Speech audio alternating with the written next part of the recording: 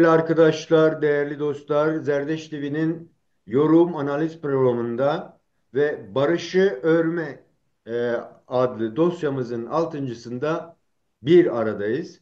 Bugün yine Türkiye'de henüz gerçekten de adlandırması yapılmamış, ne olup bittiğine de çok net bir isimlendirme takılamayan ancak neredeyse 100 yıllık sorunun da çözümüne yönelik atılan adımların belirsizliğine rağmen toplumdaki beklentiye de baktığımızda bunun bir barış sürecine evrilemeyeceğini, bu çözümsüzlüğü çözmenin artık çatışmalı süreçten çıkıp gerçekten toplumların bir arada yaşayabilecek bir zemin yaratılıp yaratılmayacağına dair bu sorgulama dosyamızı başlatmış bulunuyoruz. Bugün çok değerli bir konuğum var. Değerli konuğum ekonomist Mehmet Aslan. Mehmet Aslan kim diye baktığımızda kendisi 1963 Diyarbakır doğumlu. İlk orta ve lise eğitimi Diyarbakır'da tamamlıyor. 1982'de Yıldız Teknik Üniversitesi'ne giriyor ancak 2 sene sonra oradan Siyasal Bilgiler Ankara Siyasal Bilgiler Fakültesi'ne geçiyor ve 1992 yılında da İktisat Bölümü mezunu olarak okulu bitirir. Mezuniyet sonrasında siyasette hep o dönemin Kürt siyasetinde Halkın Emek Partisi ve oradaki milletvekili sevgili Sedat Yurtaş'a danışmanlık çalışmasına katılır. Yine 92 ve 94'te hep içerisinde çok farklı çalışmalarda bulunur. Yine Türk siyasal hayatındaki parti kapatmaları çok meşhurdur. HEP'in kapatılmasından sonra Denk gazetesinde çalışır. 1999'da Çalışma Bakanlığı'nda Avrupa Birliği projelerine katılır. 2006-2008 yıllarında Hazine Dış Ticaret Finans uzmanlığında çalışır. Dolayısıyla aynı zamanda Diyarbakır'da bulunan DİTAM Dicle Toplumsal Araştırmalar e, Merkezi'nin de birçok toplumsal olay çalışmasına katılır ve çoğunluğu da ekonomi ve Kürt meselesine ilişkin konular olmak üzere birçok makale, rapor vesaire düzenlemesi yapar ve şu an halen ABD projelerinde uzman olarak çalışmaya devam ediyor. Bugün kendisiyle görüşeceğiz. Türkiye'de bu barış sürecinin hem genel anlamıyla barış hem de bizdeki karşılaştırmalı bir şekilde bir çalışma yapmayı düşünüyoruz. Değerli hocam merhaba, hoş geldiniz. Nasılsınız? Merhaba, teşekkürler. Sağ olun. Hoş bulduk. Mehmet Nasılsınız? hocam, açık kaynaklardan ulaşabildiğim bilgiler vermeye çalıştım. Ancak buna rağmen kendinize dair bize neler söylersiniz, ne yapıyorsunuz, nelerle uğraşıyorsunuz? Bu konuda bize biraz bilgi vermeniz mümkün sonraki çalışmamıza geçmek için hocam. Teşekkür ederim. Aslında çok iyi bir özet yaptınız. Ben de bir anda bütün hayatım gözümün önünden geçti. Ekleyecek çok fazla bir şey yok. İşin belki biraz ekonomi boyutu. Ekonomiyle biraz daha fazla iştigal ettik. Biraz daha finansal kısımlarıyla uğraştım. Ekonomist olduğumu söyleyebilirim. Ama Türkiye'de bulunuyorsanız, hele hele bir de Diyarbakırlıysanız, o zaman iştigal alanınız ister istemez siyaset doğru. Yani siyasetin de içindeyiz. Ekonominin de biraz aldığımız eğitimden dolayı ekonominin de bir parçasındayız. Aynı zamanda ben Sermaye Piyasası Kurulu'nun, Türkiye Sermaye Piyasası Kurulu'nun ileri düzey finans uzmanıyım. E, Alanım böyle. İşte olabildiğince yazmaya çalışıyorum. Sorunlara dokunmaya çalışıyorum. E, Bigane kalamıyoruz eski deyimle. İşte son zamanlarda da biliyorsunuz tekrar 10 sene sonra, yaklaşık 10 sene sonra Kürt meselesinde yine bir ivme oluşmaya başladı. Yine konuşulmaya başlandı. Ben de bu eksende yine elimden geldiğince yazmaya, çizmeye, katkı sunmaya çalışıyorum. Genel itibariyle bunları söyleyebilirim. Peki hocam, bunun yanı sıra sanıyorum uluslararası şeylere de katkılarınız oluyor mu yoksa? Evet, evet, evet. Kamuda çalıştığımız süre içerisinde hem Avrupa Birliği süreçlerinde yer almamızdan dolayı Avrupa ile fazla etkileşimde bulunduk. Hatta enteresan bir şey söyleyeyim. 2000'li yılların başında, yani AK Parti'nin iktidara yeni geldiği dönemde Avrupa'da bir sunum yapmıştım. O sunumda da Türkiye'de işte köylerdeki zorunlu yerinden edinme meselesiyle ilgili Avrupa Komisyonu'na bir sunum yapmıştım.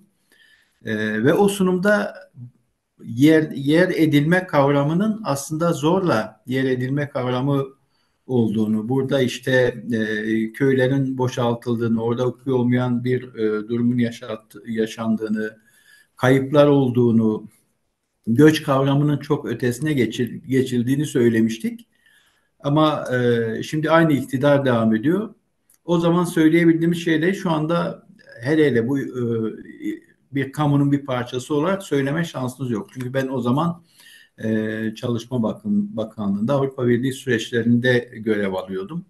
Evet. O yaklaşık 20 yıl önce söyleyebildiğimiz şeylerin çok az bir kısmını şimdi söyleme şansına sahibiz. Dolayısıyla biz şimdi konuşurken Türkiye'de çok daha fazla diplomasinin olanaklarından yararlanmak zorundayız. Yani sözcüklerin anlamlarını doğrudan vermeden, belki arkasından dolanarak, belki kendimizi biraz daha korunaklı bir alana almış olarak.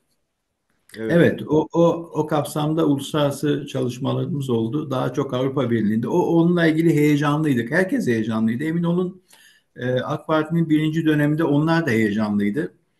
Fakat siyasi tercihler değişti. Belki aslında rücu eder deriz ya, eski bir sözcüktür. Nesne, cisim aslında rücu eder. Belki de böyle bir aslında rücu etme meselesi zaten vardı. Zaten böyle bir gündem vardı. Ama yine biz bu iktidarın ilk yıllarında nispeten demokrasiye de hukuka da pozitif yaklaşımlar gördük. Avrupa Birliği konusunda çok samimi çalışmalar gördük ki o çalışmaların içerisindeydim. Benim hazinede olduğum dönem içerisinde özellikle Avrupa Birliği muktesebatı, Türkiye'nin önüne konulan muktesebatın koşullarının yerine getirilmesi için bürokraside olağanüstü bir çaba vardı. Olağanüstü bir ciddiyet vardı. Çok iyi Toplum da çok bürokratlar var. dinamikti. Toplum da kendini İnanılmaz yapabilen oldu. dinamikti. Evet. Ya. Biz sanki böyle demokrasiyi yakalar gibi olduk. Yani 2002, 2004, 2007 seçimlerine kadar Türkiye'de bir demokrasi havası vardı. İşkenceye sıfır tolerans gibi bir sözcük vardı. Onu hatırlayın Evet. lütfen. Evet. İşkenceye sıfır tolerans. Şimdi onlardan çok uzak bir noktaya düştük. Yani Türkiye tekrar antidemokratik, anti hukuksal bir düzlemde buldu kendisini ve bir tek parti resmi ortaya çıktı. Yani AK Parti'nin iktidara gelirken özellikle vurguladığı tek parti karşıtlığı, parti devleti meselesi kavramı Veya askeri vesayet kendisi, kavramı. evet, kendisi yakalanmış oldu. Şimdi bugünlerde işte 61 yıllık Bağız iktidarı falan e, çöktü deniyor. Türkiye'de böyle bir terminoloji var. Ama Türkiye'de bir Bağız rejimi oluşmaya başladı. Bakın çok enteresandır bu. Evet. Bir Çok iyi. yandan işte bazı terminolojisi oluşuyor iktidara yakın, işte basında, gazetede, medyada vesaire. Ama bir yandan da Türkiye'de bir Bağız rejimi yerleşiyor neredeyse. Yani parti devleti mi? AK Parti devlet partisi mi? Evet. Bu Peki. arada bir yerde olamıyorsunuz. Ya parti devleti diyorsunuz ya devlet partisi diyorsunuz. Sonuçta her ikisinde de teknokrat bir devletten edersiniz. Halktan uzaklaşmış, tamamen teknikleşmiş. O devlet denilen mekanizmanın çekirdeğine dönüşmüş bir partiden söz etmiş oluruz. Şu Peki anda hocam. biz böyle bir haleti ruhiye içerisindeyiz. Çok teşekkür ederim bu Rica ederim. açıklamalarınız için. Değerli hocam, aslında Yani yine konular etrafında toplanarak gidiyoruz. Hı E, hı. Bu dosya çalışmasının ismine de bakarak barışı örmenin, yani barış neden istenir? Barışı zorlayan etkenler nelerdir? Bizi o yola sokmaya çalışan değerler nedir? Genel anlamıyla yani Hı niye hı. barışmak isteriz? Önce bunu bir sizden rica edeyim ve barış Evet, hangi temel etkenler üzerinden evet, ele evet. alınması gerekiyor? Bu koşullar düşünüldüğünde bize neler söyleyeceksin hocam? Aslında Türkiye gibi ülkeler, hani dedim ya yaklaşık 20 yıl önce Türkiye bir şey yakaladı. Bir şey yakalar gibi oldu, oradan döndü. Yani Türkiye yaklaşık 20 yıl önce barış sürecini yakalar gibi oldu. Devamını 2009'dan itibaren 9, 10, 11, 12 ta işte 14'e kadar taşıyabiliriz. Türkiye barışı yakalar gibi oldu. Çünkü ülke genel olarak aslında ülkeden ziyade halk biraz da savaştan sıkıldı. Çünkü savaş maliyetli olan bir şeydir. Yüksektir maliyeti. İşte tıkanırsınız. Savaş pahalıdır. Barış ise ekonomik bir çözümdür. Şimdi Türkiye bu ekonomik çözümü bulmaya çalışıyor aslında bir anlamda. Tabii Türkiye'nin önünde de en büyük engel neticede Kürt meselesi. Eğer Türkiye ben işte barış ortamı içerisinde yaşamaya başlayan bir devlet olayım. İşte modern batıya, modern ülkelere, uluslararası evrensel değerlere angaje olayım. Böyle bir angajmanı istiyorsa, buna niyeti varsa o zaman geleneksel davranışlarından uzaklaşması gerekiyor. Türkiye'nin geleneksel kodları biraz daha belki son 10 yıl içerisinde biraz daha Orta Doğu kodlarına döndü. Şu anda Türkiye işte Avrupa'nın bir parçası aynı zamanda coğrafi olarak biliyorsunuz. Ama şu anda Türkiye'nin kodları Orta Doğu kodları üzerinden çalışıyor. Tepkilerimiz öyle, davranışlarımız öyle, kurnazlık ülke siyasetinin temel eksenini oluşturuyor. Yani ilkeler, prensipler, hukuk ve demokrasi değil. Bunlardan uzaklaştığınız zaman bu her ülke için geçerlidir. Türkiye için sadece değil, her ülke için geçerlidir. Hukuktan ve demokrasiden uzaklaştığınız zaman davranıştan uzaklaşır. Yani norma dönüşmüş davranıştan uzaklaşırsınız. Yani Normlarınız siyasi etik kalmıyor. tabii, Normlar şey dışı kalıyor, sistem dışı kalıyor. evet. Tabii eğer normlarınız yoksa o zaman devleti neyle yönetirsiniz biliyor musunuz? Stratejiyle, taktikle, kurnazlıkla. Yani hukukun olmadığı yerde kurnazlık olur. Hukukun olmadığı yerde taktik olur. Gündelik taktikler. Herkes en ince taktiği bulmaya çalışır. O zaman ne olur? İşte kendi vatandaşınızı farklı farklı biçimlerde yönlendirmeye, yönetmeye çalışırsınız. Son zamanlarda Türkiye'de vatandaşa yönelik de ciddi bir haksızlık var. Yani bu savaş yorgunluğu, bu barıştan uzaklaşma hali vatandaşın bilinç altında da ciddi bir travmaya dönüştü. Şu anda uzaktasınız ama Türkiye'de uzun yıllardan beri şöyle bir kavram vardır. Siyasette olanlar birbirini bu kavram üzerinden suçlarlar. Derler ki algı yönetimi yapma. Peki algı yönetimi nedir? Algı yönetimi vatandaşın bilinç altında tadilattır, çalışmadır. Şimdi vatandaşın bilinçaltında tadilat yapmaya başladığınız anda o zaman temel sahip devletin stratejilerle, taktiklerle ya da iktidarın kendi sürdürmesine dönüşüyor. Vatandaş da bu işin sadece izleyicisi oluyor. İşte biliyorsunuz sosyal bilimlerde şöyle bir şey vardır. İşte seyirciler oturur, sahada maçı izlerler. Sahada oynayanlar vardır. Onu izleyen seyirciler vardır ama bir bütün olarak oynayanları ve izleyenleri de izleyenler vardır. Daha çok devlet kavramıyla ilgili böyle bir sistematikten bahsedildi. İzleyenleri izleyenler. Evet. Şu anda Türkiye'de devlet çok fazla teknikleşti, çok fazla totaliterleşti aslında. Totaliterleştikçe de halkın ekseni kaymaya başladı. Şimdi onu biraz normale getirmek gerekiyordu. Artık bu taşınamaz bir şey. Yani halkın bu şekilde algısının değişmesi, bilinçaltında bu kadar tadilat yapılması, bütün bunlar masraflı şeyler. Sürekli taktik üretmek de kolay değil. Şimdi mesela enteresan bir şey söyleyeyim size. Devlet Bahçeli'nin 22 Ekim'de yaptığı konuşma. Hani Öcalan gelsin mecliste konuşsun vesaire. Bu konuşmanın içeriğinden çok Türkiye'de yaşayan biri olarak şunu söyleyebilirim. Bu konuşma daha çok Türkiye'de yaşayan insanların, halkın bilinçaltına yönelik bir tadilattı, biliyor musunuz? Çünkü o kadar kapalı, o kadar kilitli ve o kadar kirletilmiş bir bilinçaltı var ki iki tane şey üzerinden, iki tane temel argüman üzerinden Türkiye'deki halkı yönetmeniz mümkün. İki temel argüman üzerinden, iki düğme üzerinden. Bir tanesi nefret, bir tanesi öfke. Her ikisi de müthiş, müthiş çalışıyor. Nefrete bastığınız anda reaksiyonunuzu alıyorsunuz, öfkeye bastığınız anda reaksiyonunuzu alıyorsunuz. Ve siyaset bunun üzerinden kendi varlığını da sürdürüyor. Bu aynı zamanda kolayca bir siyasi partinin kendi varlığını sürdürmenin de yolu yöntemine dönüşmeye başladı. Ama bu kadar depolitize olmuş bir vatandaş profili de size istikbal sağlamıyor. Sizi barışa götürmüyor. Öfke, nefret, öfke, nefret. Bu ikilem içerisinde sıkışmış vatandaşı oradan almak gerekiyordu. O nedenle 22 Ekim açıklamasını, amacı ne olursa olsun, arka planda muhtelif amaçları var ama ben sadece vatandaşın bilinç altındaki o çok fazla paslanmış alanın, biraz paslanmış alana müdahale edilmesi açısından önemli buluyorum. Bahçeli'nin öyle bir amacı var mıydı yok muydu onu çok bilmiyorum. Onu Hocam çok da orayı tartışırız ama Hı.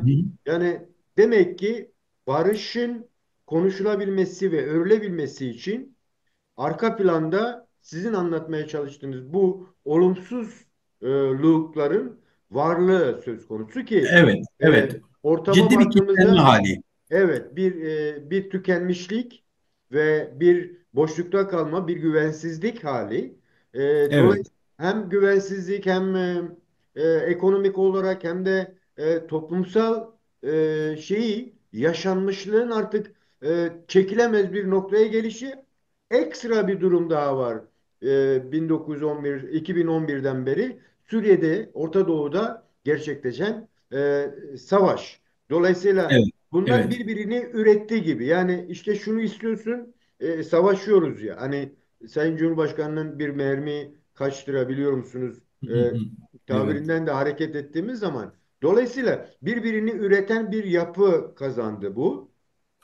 Şimdi siz de bahsetmiş olduğunuz gibi Sayın e, Bahçeli'nin ortaya çıkışı da bazı şeyleri de temel e, arka algıları da yıktı. Çünkü bugüne evet, kadar barışa gitmek için atılan her adımda bir engel olan bir partinin, bir ideolojinin kendisi bu barış sürecini henüz adlandırmadık ama bu girişimi evet. başlattı. Fakat güvensizlik içerisinde sanki bir başlangıçtı. Çünkü işte kendi taraftarları bile ne diyeceğini şaşırmadı. Şaşırdı çünkü konuşmaların altyapıları çözüldü. Yani ne Hı. diyeceğiz biz? Çünkü Evet. dolayısıyla bence de değerli. Tam da bu sırada Sayın Bahçeli'nin bu girişimi e, ve Kürtlerin 100 yıldır, son 50 yıldır da yoğunluklu olarak içine girmiş olduğu mücadelede bir muhataplık yaratma ile ilgili ne dersiniz? Çünkü bugüne kadar bir tarafa devlet vardı. Şimdi Evet. sanki bir barış umudu doğdu gibi mi? Taraflar oluştu mu? Bu konuda barışı en belirgin kılan taraflar ise en azından ben öyle Hı hı. anlıyorum. Bir muhataplık oluştu mu hocam sizce? Bir muhataplık oluşmasıyla ilgili niyet beyanı ortaya konuldu. Ama henüz bir muhataplık oluşmadı. İşte açıkçası. Oluşur mu oluşmaz mı onu bilmiyorum. Ama devletin kendi kodlar var. Şöyle diyor işte merkezlerden bir tanesine Sayın Öcalan'ı koyuyor bir merkeze. Bir başka yere de işte devleti yapılandırıyor. İkisi arasında çok fazla istasyonların olmasını istemiyor. Ama bu konuda Türkiye her zaman mütereddittir. Her zaman biraz daha böyle nasıl söyleyeyim yukarıdan bakar. Muhataplığı kolay kolay şey yapmaz, kabul etmez. Buradaki temel mesele Türkiye'nin biraz daha barışı konuşurken muhataplık meselesini dikkate alması. Şimdi Almanlar ona şey derler biliyor musunuz? Yani göz hizasında konuşmadığınız müddetçe meseleleri çözmeniz kolay değil. Türkiye göz hizasında konuşmaya henüz alışamadı. Bir defa o göz hizasında konuşma. Karşı tarafta kimler var? Müzakere, evet adı müzakere olacaksa müzakere olmalı. Oturup konuşmalı. Taraflar netleşmeli. Bir tarafta devletin temsiliyeti olabilir ama bir tarafta da Kürtlerin temsiliyetinin olması gerekiyor. Şimdi Kürtlerin temsiliyeti konusunda devlette henüz çekimserlik var. Fakat şunu da söyleyeyim. Bu çekimserlik bu tip meselelerde genel olarak var. Mesela İngiltere-İran meselesinde de aynı çekimserliği görüyorsunuz ki orası Batı demokrasisi, işte anayasanın ilk uygulandığı devlet, Magna Carta'nın sahibi olan bir devletten bahsediyoruz İngiltere'de. Orada bile İran'la göz hizasında konuşma konusunda bir çekimserlik oldu. İspanya ETA meselesinde aynı şekilde.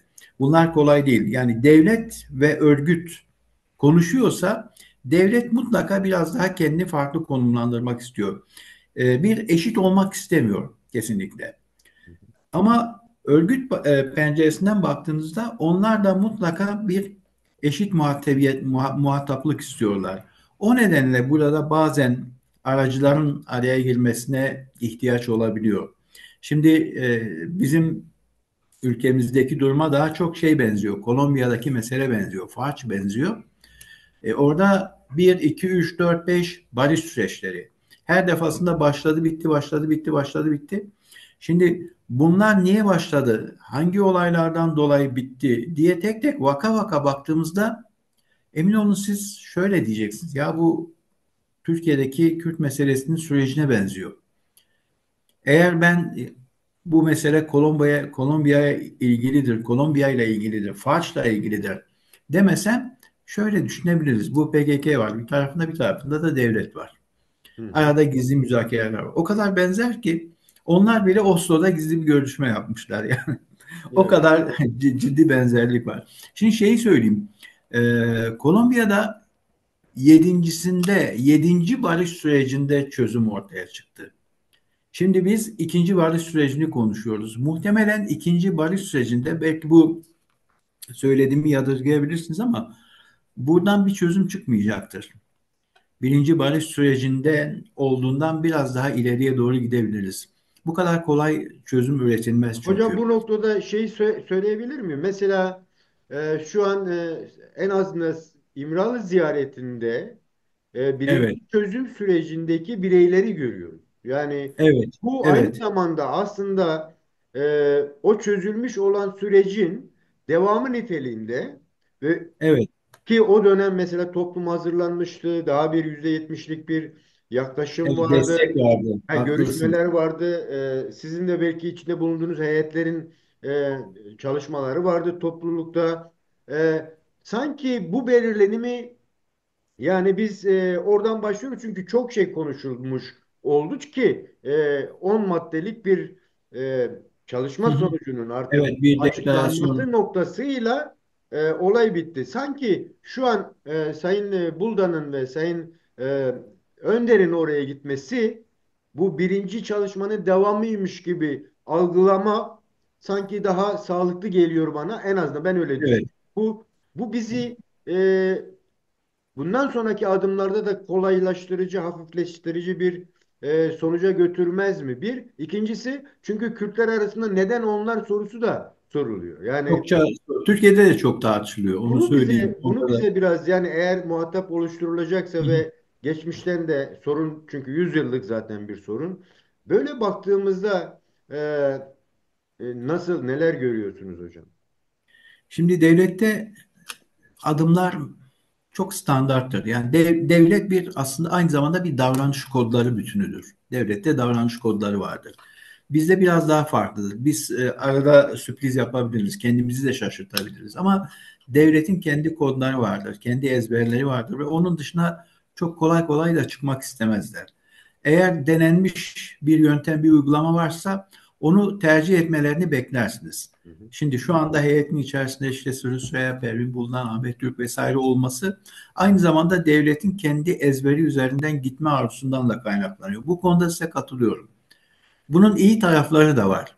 Çünkü şöyle bir mesaj da veriyor. Orada kesildi. iktidarın diğer parti Şimdi o kesintiyi biz yeniden devam ediyoruz. Yani bu bir yeniden inşa sürecine de dönüşebilir. Dönüşür mü, dönüşmez mi? Mesela Faç meselesinde 7 kez Evet. görüşüldükten sonra barış sağlandı dedim ya.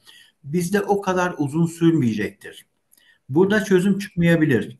Belki 2'de çıkmaz ama 3'te çıkar, 4'te çıkar. Fazla gitmez bu mesele. Çünkü arka planı çok gelişti. Yani bu iş sizin ifade ettiğiniz temsiliyette haiz tarafların kim olduğunu da aşan bir şey. Hı. Anladınız mı? Evet. Önemli değil. Temsilde e, A cephesinde kim var, cephesinde kim var bunun çok bir önemi yok. Çünkü birinci barış sürecinden çok farklı, çok daha farklı bir arka plan var. Evet. Peki Biz hocam, hatırlayın birinci barış sürecinde bir arka planımız yoktu bizim. Değil mi? örüldü. Evet. Yani Evet. stratejik bir arka plan işte arka tarafta Avrupa, arka tarafta Amerika, arka tarafta Suriye meselesi, arka tarafta İsrail. Denklem bu kadar şey değildi, karmaşık değildi. Çok daha basit, kendi içerisinde, kendi ekseninde dönen bir barış sürecinden söz edebiliriz nispeten, nispeten.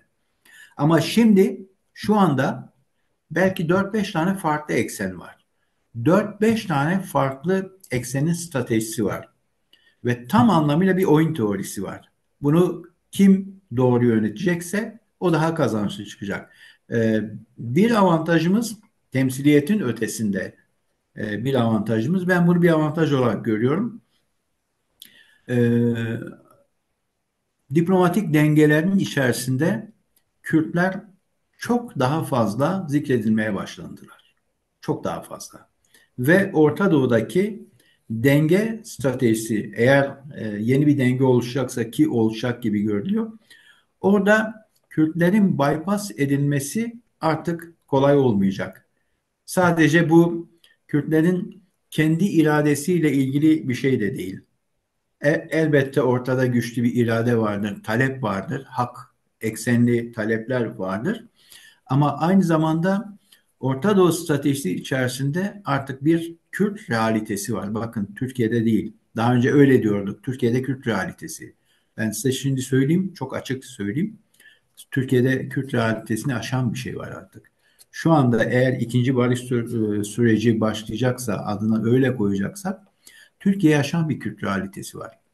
Eğer Türkiye kendisini aşan, kendi sınırlarını aşan bir realite olduğuna dair kanaat oluşturmasaydı bu açıklamayı Devlet Bahçeli'ye yaptırmayacaklardı. Zaten Sayın Bahçeli'nin yani bu meclise gidip dem milletvekilleri tokalaşış sonrası bir mikrofon uzatıldığında şunu söylemişti. Yani Orta Doğu'da değişimler var, haritalar değişiyor, barış konu görüşmeleri var. Biz içeride de kendi barışımızı oluşturmak için bu adımı attım gibi bir yaklaşım Evet, sergilemişti. Buna rağmen bir güvensizlik vardı. Şimdi bir evet, taraftan bir güvensizlik, bir taraftan sizin söylediğiniz anlamıyla yani sorunu çözmeye aday bireyleri veya devleti veya hükümetleri aştı gibi evet, görünüyor. evet, evet. Dolayısıyla Onun o için aşkınlık bence, üstadım bence bizi izleyenler için de hani bir nacizane öneri, buyurun. aktörleri tartışmanın çok bir anlamı yok. Yani temsile haiz mi değil mi başkası olabilirdi. Türkiye'de de tartışılıyor. İşte DEM Parti'nin eş başkanları olabilirdi vesaire.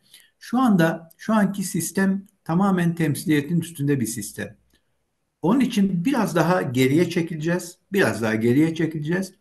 Daha geriye çekildiğimizde perspektifimizi genişleteceğiz ve daha geniş bir alana bakacağız. Eğer şu anda biz Tam bu alanda şeyi söylemeye çalışıyorum hocam.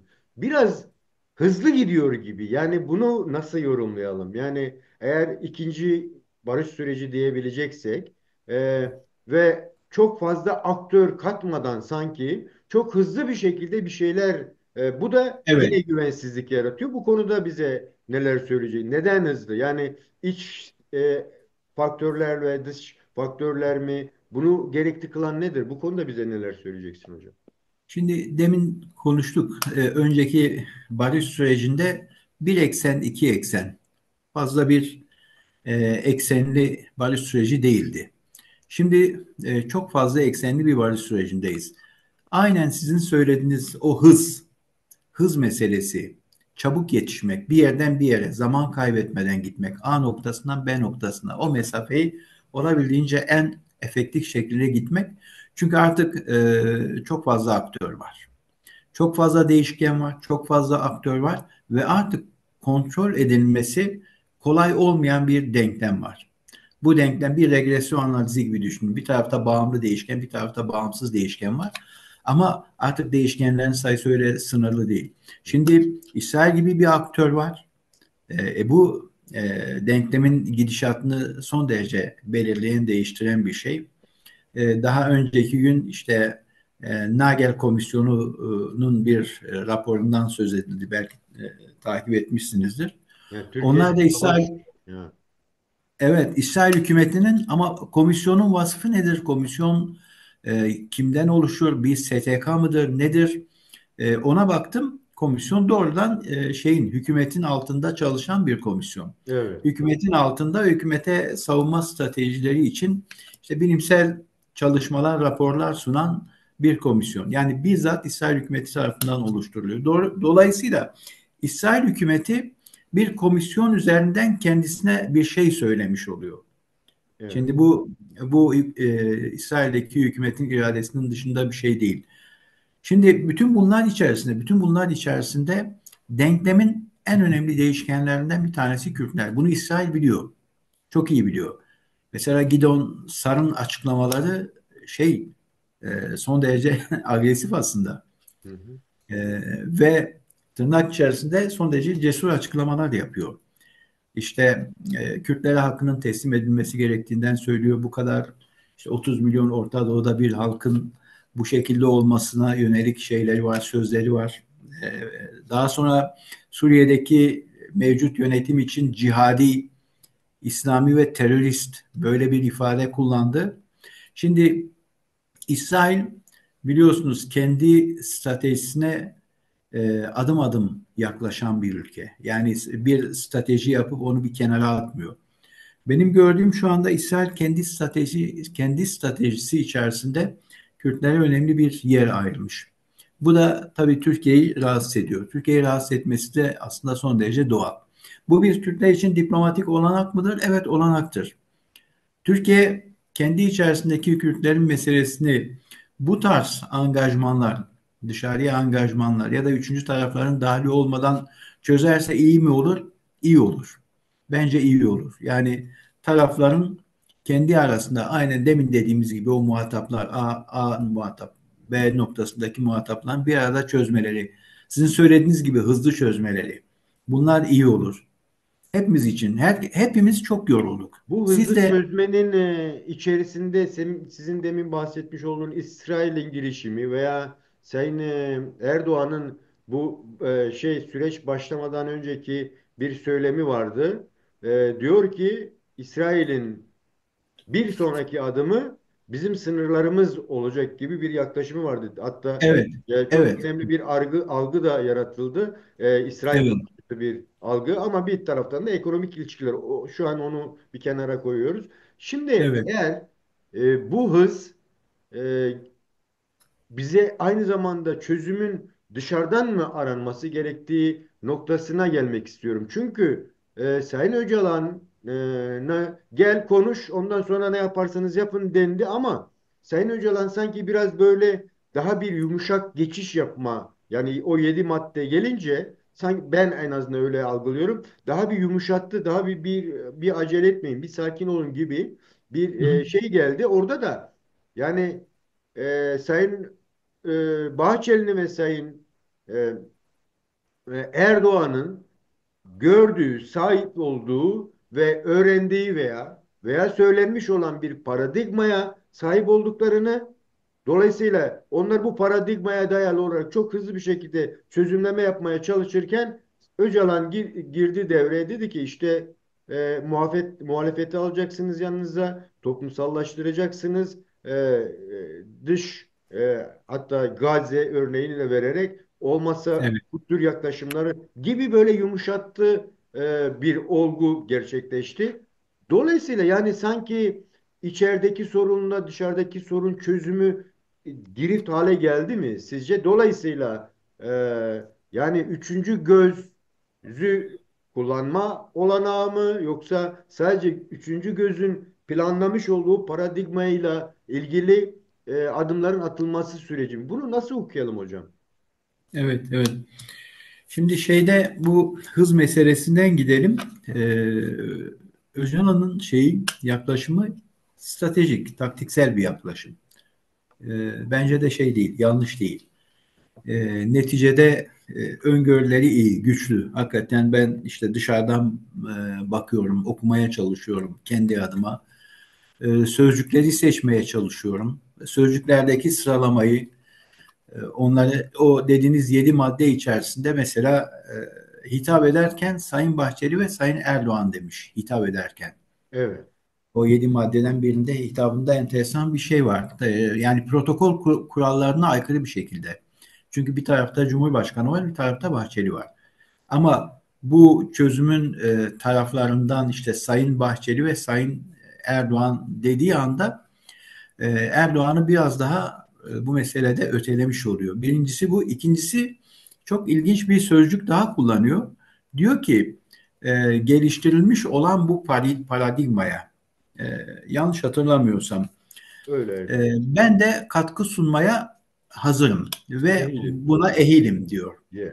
Dolayısıyla buradaki sözcük seçimi de çok ilginç. Yani bir paradigma var. Sizin dışınızda oluşturulan bir paradigma. Sizin desteklediğiniz Bahçeli ve Erdoğan'ı kastederek sizin desteklediğiniz bu paradigmaya ben de katkı sunmaya hazırım.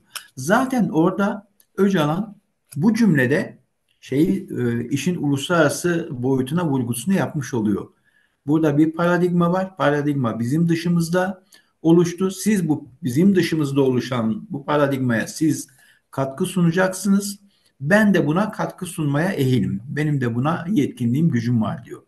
O Şimdi paradigmayı biz görebiliyor muyuz veya tahmin edebiliyor muyuz ne olduğunu hocam? tabii biz bunu görebiliyoruz. Aslında bütün boyutuyla görebiliyoruz. Açık seçik de görüyoruz işin açıkçası. Burada paradigmada enteresan bir şey var. İşte Amerika'nın paradigması, İsrail üzerinden yürüyen bir paradigma. Ama Amerika'nın da şöyle bir isteği var aslında. Amerika, İsrail ve Türkiye'yi aynı eksende görmek istiyor. Amerika, Türkiye ve İsrail. Burada Orta Doğu'da yeni bir şekillenme oluşacaksa bu ülkelerin şekillenmede etkisi olacaktır. Ama Amerika'nın Türkiye ile ilgili henüz kıramadığı şeyler var. Ya da Türkiye'nin kendi zincirleri var. Onu atamadığı, kopamadığı. O Orta Doğu kimliği var. Türkiye hala Halefi bir yöne doğru Selefilik var. Selefi bir çizgiye doğru kaymaya devam ediyor. Şimdi 2014'te IŞİD üzerinden yapmaya çalıştığı şeyi şimdi SMO üzerinden yapmaya çalışıyor. Amerika'da çok e, dostane bazen de diplomasinin sınırlarını aşacak bir şekilde bunu yapma diyor. Bunu yaparsan doğru bir şey yapmamış olursun. Türkiye'yi bir yere taşımaya çalışıyor. Senin yerin orası değil diyor. Yani senin SDG'ye, PYD'ye muhalefet ederek SMO üzerinden orada de facto bir şey yapmaya çalışarak oluşturmaya çalıştığın politika doğru bir politika değil. Bunu yapma. Ama bunu yapacak mı yapmayacak mı bilmiyorum. Şu anda birleşleşmeler üzerinden giden de bir şey var. Hakan Fidan'ın konuşmalarını dinliyorum. Çok böyle bana duygusal bir çocuk gibi geliyor. Yani çok çok duygusal. Bazen kırılgan laflar ediyor. E, işte şarlatanlık diyor böyle şimdi diplomasi geleneğinde Dışişleri Bakanları böyle konuşmazlar biliyor musunuz? E, Türkiye'de diplomasi geleneği güçlüdür. Orada iyi bir damar vardır. Şimdi o gelenekten gelmeyen biri Bazen çok öfkeli konuşmalar sarf ediyor. Öyle konuştuğu zaman da elini göstermiş oluyor. Yani poker oyuncusu gibi düşünün, o elini göstermiş oluyor. Şimdi Amerika da bunu görüyor. Amerika da bunu takip ediyor. Hayır, bunu yapmayın diyor. Bu doğru değil. İsrail ve Türkiye arasında Amerika bir eksen oluşturmaya çalışıyor. Bakın, kesinlikle İsrail ve Türkiye arasında bir eksen, bir bağlantı oluşturmaya çalışıyor. Türkiye biraz kaprisleniyor. Türkiye'nin kaprisleri biraz da Batı'yı sıkmış durumda. Neden? Neden? Çok basit bir neden söyleyeyim size. Suriye'nin yapılanmasıyla ilgili iki tane önemli oluşum var. İki tane önemli girişim var. Bir tanesini Avrupa ve Amerika'nın önderliğinde devam eden, dün Avrupa'da, Roma'da yapılan bir toplantı çok önemliydi. Kimler katıldı? Amerika katıldı, değil mi? Fransa, sonra İngiltere, sonra Almanya, sonra İtalya. Türkiye Şimdi bakın, beş, çağrılmadı. Türkiye çağrılmadı. Şimdi burada beş tane devlet var. Beş devletin içerisinde Osmanlı'da beş büyük devlete düveli muazzama denirdi. Düveli muazzama, yani bunlar büyük devletlerdi. Bu beş büyük devletin içerisinde kim vardı biliyor musunuz? Almanya, İtalya, Fransa, İngiltere ve Rusya vardı o zaman. Amerika yoktu zaten. Amerika yani o kadar önemli değildi. Şimdi Amerikan yerini Rusya almış vaziyette ve yine bir düeli muazzama var. Suriye ile ilgili bir yapılanma oluşturulmaya çalışıyor ve Türkiye orada değil. Bu bir. Bu bir. İki, iki. Bence bu çok daha önemli. Türkiye Suriye'de bir ulusal kongre oluşturulmaya çalışıyor şu anda. Bugünlerde yapılması planlanıyor bir ulusal kongre ve şu ana kadar ulusal kongreye SMO çağrılmadı. Yani Türkiye Milli Ordu, Suriye Milli Ordusu denilen SMO bu ulusal kongreye çağrılmadı. Peki şöyle okumuyor muyuz? Yani Suriye'de bir şey oldu, bir yapısal bir değişiklik oldu. Burada en fazla İran, Rusya kaybetti, en çok Türkiye kazandı. Böyle bir. Türkiye basınında böyle yansıyor. Eğer bu böyleyse o zaman doğrudan vekil olan, Türkiye'nin vekili olan Suriye'de SMO niye Ulusal Kongre'nin içerisinde değil ve niye orada şey var? Kürt İttifakı var. Neden? Değil mi? Kürtlerin de katılma olasılığı sanki biraz E, azaltılmak isteniyor. işte orada Burada şunu sorabilir Türkiye'nin miyim?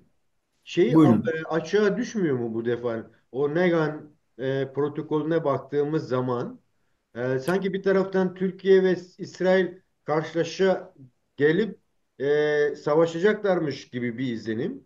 Ama Hı öte hı. taraftan çünkü İsrail'in son bir ayda yaptığı İran'ın proksilerini yok etmeydi ve Suriye'de şu an kabul etsek de etmesek de Suriye Milli Ordusu aslında Türkiye'nin bir proksisi gibi bir Evet. değer Tabii. Tabii. içermesinden kaynaklanıyor olabilir mi? Çünkü eğer çağrılırsa kabul Evet. görebilirse, gerçi diyeceksiniz ki Giuliani de bir işitçiydi. Şu an Evet. burada Evet. böyle de baktığımız zaman e, yine bir şeffaflık yok sanki. Ne dersin? Evet. Şimdi Türkiye SMO üzerinden Suriye'de daha çok görünür olmaya çalışıyor. Bu çok tehlikeli bir şey. Mesela bu doğru bir şey değil. E, Yaklaşık 10 yıl önce IŞİD'le kurulan ittifak gibiydi. Yani Türkiye hiçbir zaman IŞİD'le açıkça bir ittifak içerisinde olduğunu söylemedi. Ama hatırlarsanız koalisyona da girmedi başta. Yani IŞİD'e karşı oluşturulan ilk etapta işte Avrupa ülkelerinin çoğu ve Amerika vardı işin içerisinde. Türkiye o koalisyona da dahil olmadı. O koalisyona Arabistan dahil oldu, Katar, Birleşik Arap Emirlikleri, yani Müslüman ülkeler dahil olmasına rağmen Türkiye dahil olmadı. Türkiye'nin bazı gerekçeleri vardı ki haklı olanları da vardı. İşte IŞİD'i kendisi için daha aynı zamanda bir tehdit olarak da görüyordu. İşte Musul konsolosluğuna baskın yapılmıştı vesaire. Onlardan dolayı bir ittifak anlaşması yapıldı ve o zaman Mevlüt Çavuşoğlu anlaşmaya imza atmadı. Türkiye IŞİD koalisyonuna daha sonra dahil oldu. Şimdi geçmişte IŞİD'le olan e, arka plandaki işbirliği bugün biraz daha görünür şekilde SMO ile yürüyor. Şimdi SMO ile yürümesi sayılar matematik olarak bakalım. E, İşit HTŞ kendisi için şöyle söylüyor. Diyor ki benim 20 bin tane askeri gücüm var. 20 bin kişiden oluşan askeri gücüm var. Bağımsız kaynaklar da şey diyor işte 15 bin 20 bin arası vesaire. Yani oraya oturtabilirsiniz. SMO'da 60 bin kişi olduğu söyleniyor. Şimdi Suriye'nin şu anda yönetimini 20 bin silahlı gücü olan bir yapı temsil ediyor ama 60 bin silahlı gücü olan bir yapı dışarıda kaldı.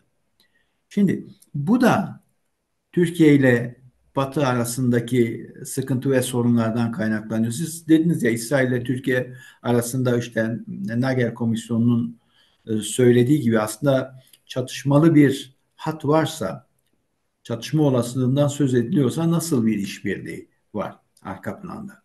Zaten bunlar hep arka planda olan şeyler. Mesela savaşa rağmen Gazze'deki duruma rağmen 45 bin toplam insan yaşamını yitirdi. Ona rağmen Türkiye'nin ticareti devam etti değil mi? Yani bütün eleştirilere, bütün baskıya rağmen. Bırakın ticareti, Türkiye ile İsrail'in çok uzak bir geçmiş değil. Yani birkaç yıl öncesine gittiğinizde çok sayıda stratejik anlaşma imza attığını görürsünüz. Bunlar içerisinde şeyler var, askeri anlaşmalar var, ticari anlaşmalar değil sadece. Uluslararası anlaşmalar var. Yani bu iki ülke arka planda aynı zamanda ciddi bir işbirliği de götürüyor, yürütüyorlar. Ama kamuoyuna yansıyan kısmı biraz farklı. Türkiye'nin sıkıntısı biraz da oradan. Yani kamuoyuna yansıyan kısmıyla kendisinin yürüttüğü siyaset arasında biraz büyük bir boşluk var. O boşluğu da kapatamıyor aslında. Amerika'da diyor ki sen bu boşluğu kapatabilirsin. Nasıl kapatabilirsin? Yani burada SDG var. Orada yaşayan bir halk var, Kürtler var. Bunlarla ittifak yapabilirsin. Ama senin tercihin kimden yana? Lejyonerlerden yana.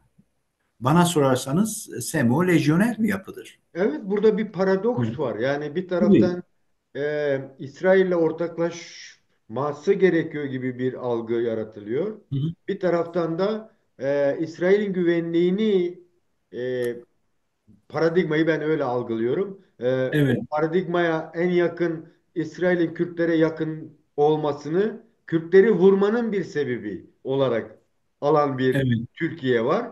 O da kendisi değil dediğiniz gibi lejyonerlerle yapmaya çalışıyor. Tabii, Hatta tabii, Sayın Fidan'ın bunu HTŞ'ye söyledik yapmazsa biz yine gerekeni yaparız gibi böyle evet. bir söylemi de oldu. Tabii, Ve bu tabii. karmaşa içerisinde gerçek çünkü tartışılıyor. Yani Kürtler mi burada paralize olmaya çalışılıyor? Kürtler şeytanlaştırılıyor mu? Yani Kürtler işte Türkiye'dekiler diyor ki işte gitti düşmanımız da İsrail ile ortaklaşıyor. Ee, işte Büyük Kürdistan'ı oluşturuyor gibi böyle algı yönetiminin de kolaylaştıran zeminler de yaratılıyor sanki. Evet. Ne dersiniz hocam? Evet, evet. Yani o konuda sizlere katılıyorum ben de. Algı yönetimini kolaylaştıran şeyler de yapılıyor. Şimdi zaten SMO'yu kabul etse, meşru kabul etse, Batı'da, Amerika'da e, orada bağları olan, işte zaten orada yerleşik olan, ailesi, toprağı orası olan insanlar olarak kabul ederse SMO'nun seçeneği, şansı olurdu. Yani SMO'nun bir politika aracına dönüşme şansı olabilirdi. Ama lejyonerlerin politika aracına dönüşme şansı kolay değil. Yani bunu Fransa bile yapamadı. Şimdi Fransa bunu çok uzun yıllar, onlarca yıl Afrika'da denedi. Hatta çok ilginç bir şey söyleyeyim size. Batı literatüründe, Batı edebiyatında şeyler çok önemlidir. Şövalye hikayeleri çok önemlidir. Onlarla büyürler. Yani bizim işte farklı hikayeler, biz Bin Bir Gece masalları vesaire o eksende büyürüz. Onlar şövalye hikayeleriyle büyürler ve şövalye hikayelerinde genellikle prensesleri kurtaran iyi şövalyeler vardır. Hatta Fransa bu ilk şeyde Haçlı Seferi'nde başladı hikaye ama Haçlı Seferi'ni bırakın. Fransa'nın bu lejyonerler üzerinden tahakkümü, sömürge oluşturma girişimi arka tarafta literatür olarak nasıl desteklendi biliyor musunuz? Bu lejyonerler şeyler gibi şövalyelerle eşleştirildi. Lejyoner hikayeleri anlatılmaya başladı. Prensesi kurtaran şövalye gibi işte kahramanlıklar yapan adil lejyonerler. Ama öyle olmadı. Çünkü bir yere lejyonu soktuğunuz zaman orada ganimet olacaktır. Yani onun yaşayabilmesi gerekiyor. Onun amacı yoktur. Toprağa bağlı değildir. Ya gidecek ganimet için, ganimet oradan kendi varlığını sürdürecek ya da siz aynen Fransa'nın yaptığı gibi o lejyonları maaşa bağlayacaksınız, besleyeceksiniz. Onların idealleri yoktur, onların bir ülküsü yoktur, ideolojisi yoktur. Dolayısıyla onlar Afrin'de üzerinden görüldüğü gibi değil mi hocam? tabii aynen Afrin'de olduğu gibi işte. Şimdi şeyde Kobani'yi sağdan soldan kuşatmış. Hem Kobani doğu tarafından hem Kobani'nin batı tarafından oraya bir askeri yığınak yapılıyor. Bu bir kör nokta. Yani şimdi bakıyorum işte Sayın Cumhurbaşkanı Erdoğan dedi ki 2014'te Gaziantep'te Kobani düştü düşüyor. Ve size bir şey söyleyeyim mi? Enteresan. Bilinçaltı ilginç çalışıyor. Bazen bilinçaltı bağımsızlığını ilan eder. Bizden farklı şeyler de yapar. Yani aslında bize aittir ama biz bile o yüzümüzü bilmeyiz, görmeyiz. Erdoğan Gaziantep'te Kobani düştü düşüyor derken ilk defa Aynel Arap yerine Kobani kullandı biliyor musunuz? Ha, evet. Çok Evet. ilginç. Bakın bugünlerde Kobani yine yok. Yine yok. Kobani gitti. Şu anda Eyvallah. işte medyaya bakın, iktidara yakın olan işte CNN'dir, o diğer kanalların tamamına bakın. Yine Aynel Arap oldu. Yine Aynel Arap oldu. Yine sağına soluna yığınaklar yapıldı. Yine işte orada lejyonerler oraya gitmeye Bu aynı başladı. zamanda Osmanlı toprağına bir gönderme mi hocam? Çünkü Kobani'nin varlık şeyi de Fransız kökenli olduğu Evet. söyleniyor da. Şimdi sanırım şeyde Trump da öyle düşünüyor. Trump da şey diyor ya 200 yıldır orada şey var, hedefleri vardı. Türkiye'den diyor kendi adamlarını içeriye soktu, orada bir ordu oluşturdu vesaire. Sanırım evet, Trump da öyle enteresan şeyler söylüyor. Şimdi Türkiye'nin buradaki siyasi yaklaşımı, Kürtleri öteleyen siyaset, bir yandan orada Kürtleri öteleyen bir siyaset oluşturmaya çalışıyor Suriye'de. Bir yandan da Türkiye'de bir barış süreci yürütüyor. Ve bugün enteresan bir şey, Mersin'de Akdeniz Belediyesi Belediyesini, mi? Evet, Akdeniz Belediyesi. Akdeniz Belediyesi'ne de kayyum atandı. Hocam tam bu noktada çok özür dilerim. Sözünüzü unutmayın. Evet. E, Şimdi bu paradoks mu aynı zamanda çatışmalı çözümün bir zemini diyebilir miyiz? Yani Evet, evet. öyle Ben de bakıldığı zaman da yani yine de çok böyle aslında güvensizliği bir taraftan arttırırken bir taraftan da birçok şeye hazırlıklı olmak gerekiyor gibi bir evet. çünkü insanlar diyor ki ya ne demek bu? O zaman bu iş olmayacak. Güven kırılmaları oluyor. Ne bileyim inanç yitimi gerçekleşiyor vesaire. Böyle bakıldığı zaman da toparla bir şekilde söylerseniz bunu bize Aha. açarsanız sevinirim. Buyurun. Evet, evet, evet. Haklısınız. Biraz böyle dengeleme amacı taşıyor biliyor musunuz aslında? Çünkü Türkiye aynı zamanda kaynıyor. Bugün Türkiye'de daha önce hiç görmediğim ilginç bir çatışma yaşanıyor. Mesela ben işte 60 falan olduk. Ben Türkiye'de sağında bulunan partilerin birbirine karşı bu kadar sert, acımasız eleştiri yaptığını, tehdit eleştiri sınırlarının ötesinde. İşte İyi Parti, MHP, Zafer Partisi. Bu üç parti şu anda her biri kendi cephesinden diğerine çok ciddi salvolar yapıyor. Top atışları falan yapıyorlar. Hakaretler gırla gidiyor. Tehdit etmeler yani ciddi tehdit etmeler. Eğer Türkiye'de hukuk olsa işlese, bağımsız bir hukuk olsa bunların tamamını içeriye atacak. Diyecek bir dakika ya siz öldürmeyle tehdit ediyorsunuz. Yani Hı hı. bu sonuçta suçtur. Ben Türkiye'de hiç böyle bir ortama tanık olmamıştım. Şimdi bunun dengelenmesi gerekiyor. Sanırım devlet denen mekanizmanın biraz çabası bu yönde. Bir yandan işte Kürtlerle yürütülen bir barış süreci var. Bunun yarattığı bir rahatsızlık var.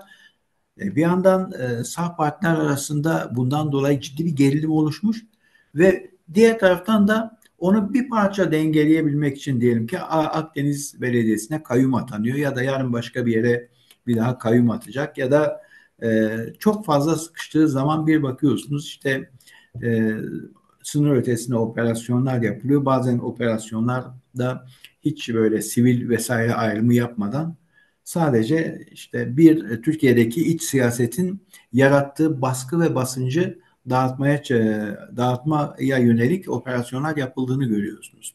Hocam Evet burada bir o kışkırtıcı bir şey daha söyleyeyim. O da tabii. şu, yani benim algılarıma göre paradigmanın ben Birinci Dünya Savaşı'nda oluşturulmaya çalışılan ve Kürdistan'ın da parçalanmasını getiren bir paradigma vardı.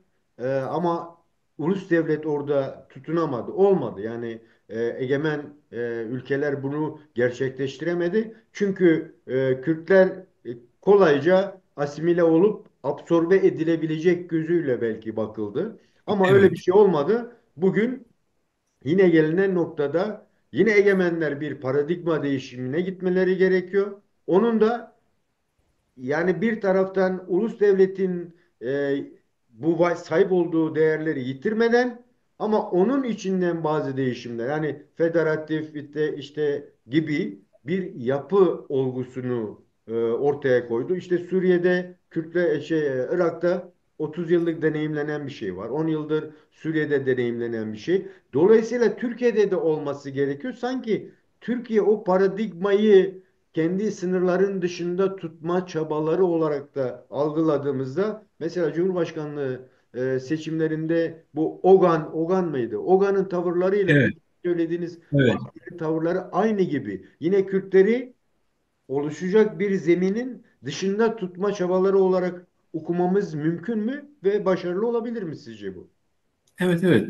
Yani başarılı olabilir de olmayabilir de bu tarafların ne yapmak istediğine bağlı. Biraz da konuşmanın da başında söyledik. Şu anda Kürtlerin daha önce hiç olmadığı kadar diplomatik olanakları var.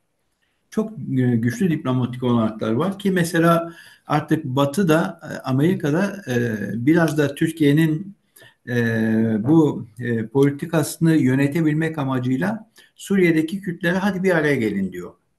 İşte ENKS var orada biliyorsunuz. İşte onun sözcüsü geçenlerde bir televizyona çıkmıştı. Onlar da şu yönden eleştiriyorlar. İşte Suriye'de bir federatif yapı, bir özerk alan olsun. Orada Kürtler kendi kendisini yönetsin. Şu ana kadar ENKS bu konuda herhangi bir açıklama yapmamıştı ama önceki gün onların sözcüsü Yusuf Mem, şimdi ismini hatırlayamadım. İlk defa biz federasyon fikrine, federatif yönetime değiliz. Kapalı değiliz dedi. Şimdi söylediğiniz Suriye Kürtlerle Birinci Dünya Savaşı döneminde olan şeyler konusunda ben de size katılıyorum. E, Bir uluslaşma dalgası vardı o dönemde özellikle 1789'da sonra başladı yani Fransız ihtilaliyle başlayan bir şey. Sonra ulus devletler bir hak gibi tahayyül edildi. Yani eğer hatta Wilson prensiplerini biliyorsunuz. Eğer dil, tarih, ülkü birliği vesaire varsa yani bunları karşılıyorsan o zaman sen ulus devlet olursun Hı hı. gibi bir ön kabul vardı. Ee, O rüzgar içerisinde işte dağılan yapılardan ulus devletler oluştu. Kürtler, Kürdistan o şansını kaçırdı o zaman. Çünkü yine birlikle ilgili sıkıntıları vardı. Yine hemen kuzeyinde işte Osmanlı deneyimine sahip bir Türkiye vardı ve kolay ülkeler değildi. Rekabet ettiği ülkeler kolay ülkeler değildi. İngiltere'nin desteklemediği bir formüldü. Çünkü biliyorsunuz o zaman Irak'ta bir plebisit yapıldı ve sonuç Kürtlerin aleyhine çıktı. Şimdi ulus devlet nosyonunun sanki sonuna doğru gidiyoruz. Ve ulus devlet nosyonu sonlanırken Kürtler son vagona atlayabilir. Böyle bir şey olabilir. Yani ilk yakalayanlar içerisinde tabii ki olmadı ama son yakalayanlar içerisinde olabilir. Böyle bir şey mümkün. Önemli olan bir yapı oluşması. Yani kendi kültürünü, kendi dilini gerçekleştirebilecek, kendini gerçekleştirebileceği bir yapıda bir araya gelebilmesi. Bunun adı ulus devlet de olabilir, özerk yapı olabilir, kanton olabilir, federatif yapı olabilir. Bunlar korkulacak şeyler değil. Zaten Türkiye'nin de buna hazırlığı vardı aslında. Yani 2014, 13 o dönemde kalkınma ajansları diye bir yapı oluştu Türkiye'de takip ettiyseniz. Türkiye 26 bölgeye ayrıldı. E, şey NUTS 2 falan diye 26 böyle. Bu Aslında yerel o, yerel yönetimleri güçlendirmeyle ilgili bir şeydi sanıyorum. evet, aslında Türkiye'nin yerelden yönetilmesine yönelik çalışmanın bir başlangıcıydı. Ama sert rüzgarlar esti, yönetilemedi. Ondan sonra o kalkınma ajansları 26 tane bölge, 26 tane bölge valiliklere sıkışıp kaldı. Ama hala orada çalıştırılabilecek bir yapı var. Oradan yeniden ademi merkeziyete, yani merkezi olmayan yönetime, yerelden yönetime dönme şansı var. Bunun Türkiye içerisinde yapılmasını ben kendi adıma tercih ederim. Çünkü ne üniter bir devlet, üniter bir yönetim yapısı devleti garanti eder, daha güçlü hale getirir, ne de özellik sistemi. Bunlar devletin gücünü ya da güçsüzlüğünü ortaya koyan şeyler değil. Zaman zaman bunu söylüyorum. Almanya'da 16 tane eyalet var ama Almanya inanılmaz güçlü bir birliğe sahip devlettir. Avusturya'da 9 tane eyalet var. İtalya'da eyaletler var. Kantonlar var. İsviçre'de işte ta Kuzey İsveç'te Samiler falan var. Yani bizim Sami ırkından farklı olarak. Belçika'nın içerisinde Valonlar, Flamanlar var. Yani bunların hiçbir tanesi kırılma, ayrışma, bölünme vesilesi değil. Türkiye'nin bu konuda, Türkiye Devleti'nin ya da Türkiye hükümetlerinin kendi halkıyla ilgili bir çalışma yapması gerekiyor. Çünkü halkın bilinçaltını o kadar kitlediler ki halk her şeyi bölünmeyi her şeyin üstünde görmeye başladı. Yani bölünmeye karşı duyduğu reaksiyonu ve üniter kavramı neredeyse Türkiye'de secde edilen bir şeye döndü. Böyle bir şey yok. Üniter yapı olduğunuz zaman bu sarsılmaz devlet olduğunuz anlamına gelmiyor. İşte Irak'ta üniter yapıydı. Saddam'la birlikte dağıldı gitti. Ama Hocam o Almanya zaman üniter bir yapı değil, en güçlü bütünleşik devletlerden bir o zaman tanesi yani. şöyle bir şey diyebilir miyiz hocam? Bir, sizin tanımlamaya çalıştığınız o Orta Doğu'daki paradigma, Evet, bahsetmiş olduğumuz ve Türkiye'de de bir paradigma vardı. Tek ülke, tek bayrak, tek dil evet, evet, ve evet. hatta enverist yaklaşım diye de tanımlanır o. Hı E, hı, En azından ben öyle biliyorum. hı hı, Dolayısıyla o paradigma içteki paradigmanın da kırılmasını dolayısıyla aslında çok önemli oluyor değil mi? Sayın hı hı. Bahçeli olması başlangıcında. Evet, evet. Ee, Kesinlikle, Buna kesinlikle. rağmen buradan bir soru sormak istiyorum. Buna rağmen yani birçok veri var ki siz birçoğunun da çalışmasını da yaptınız.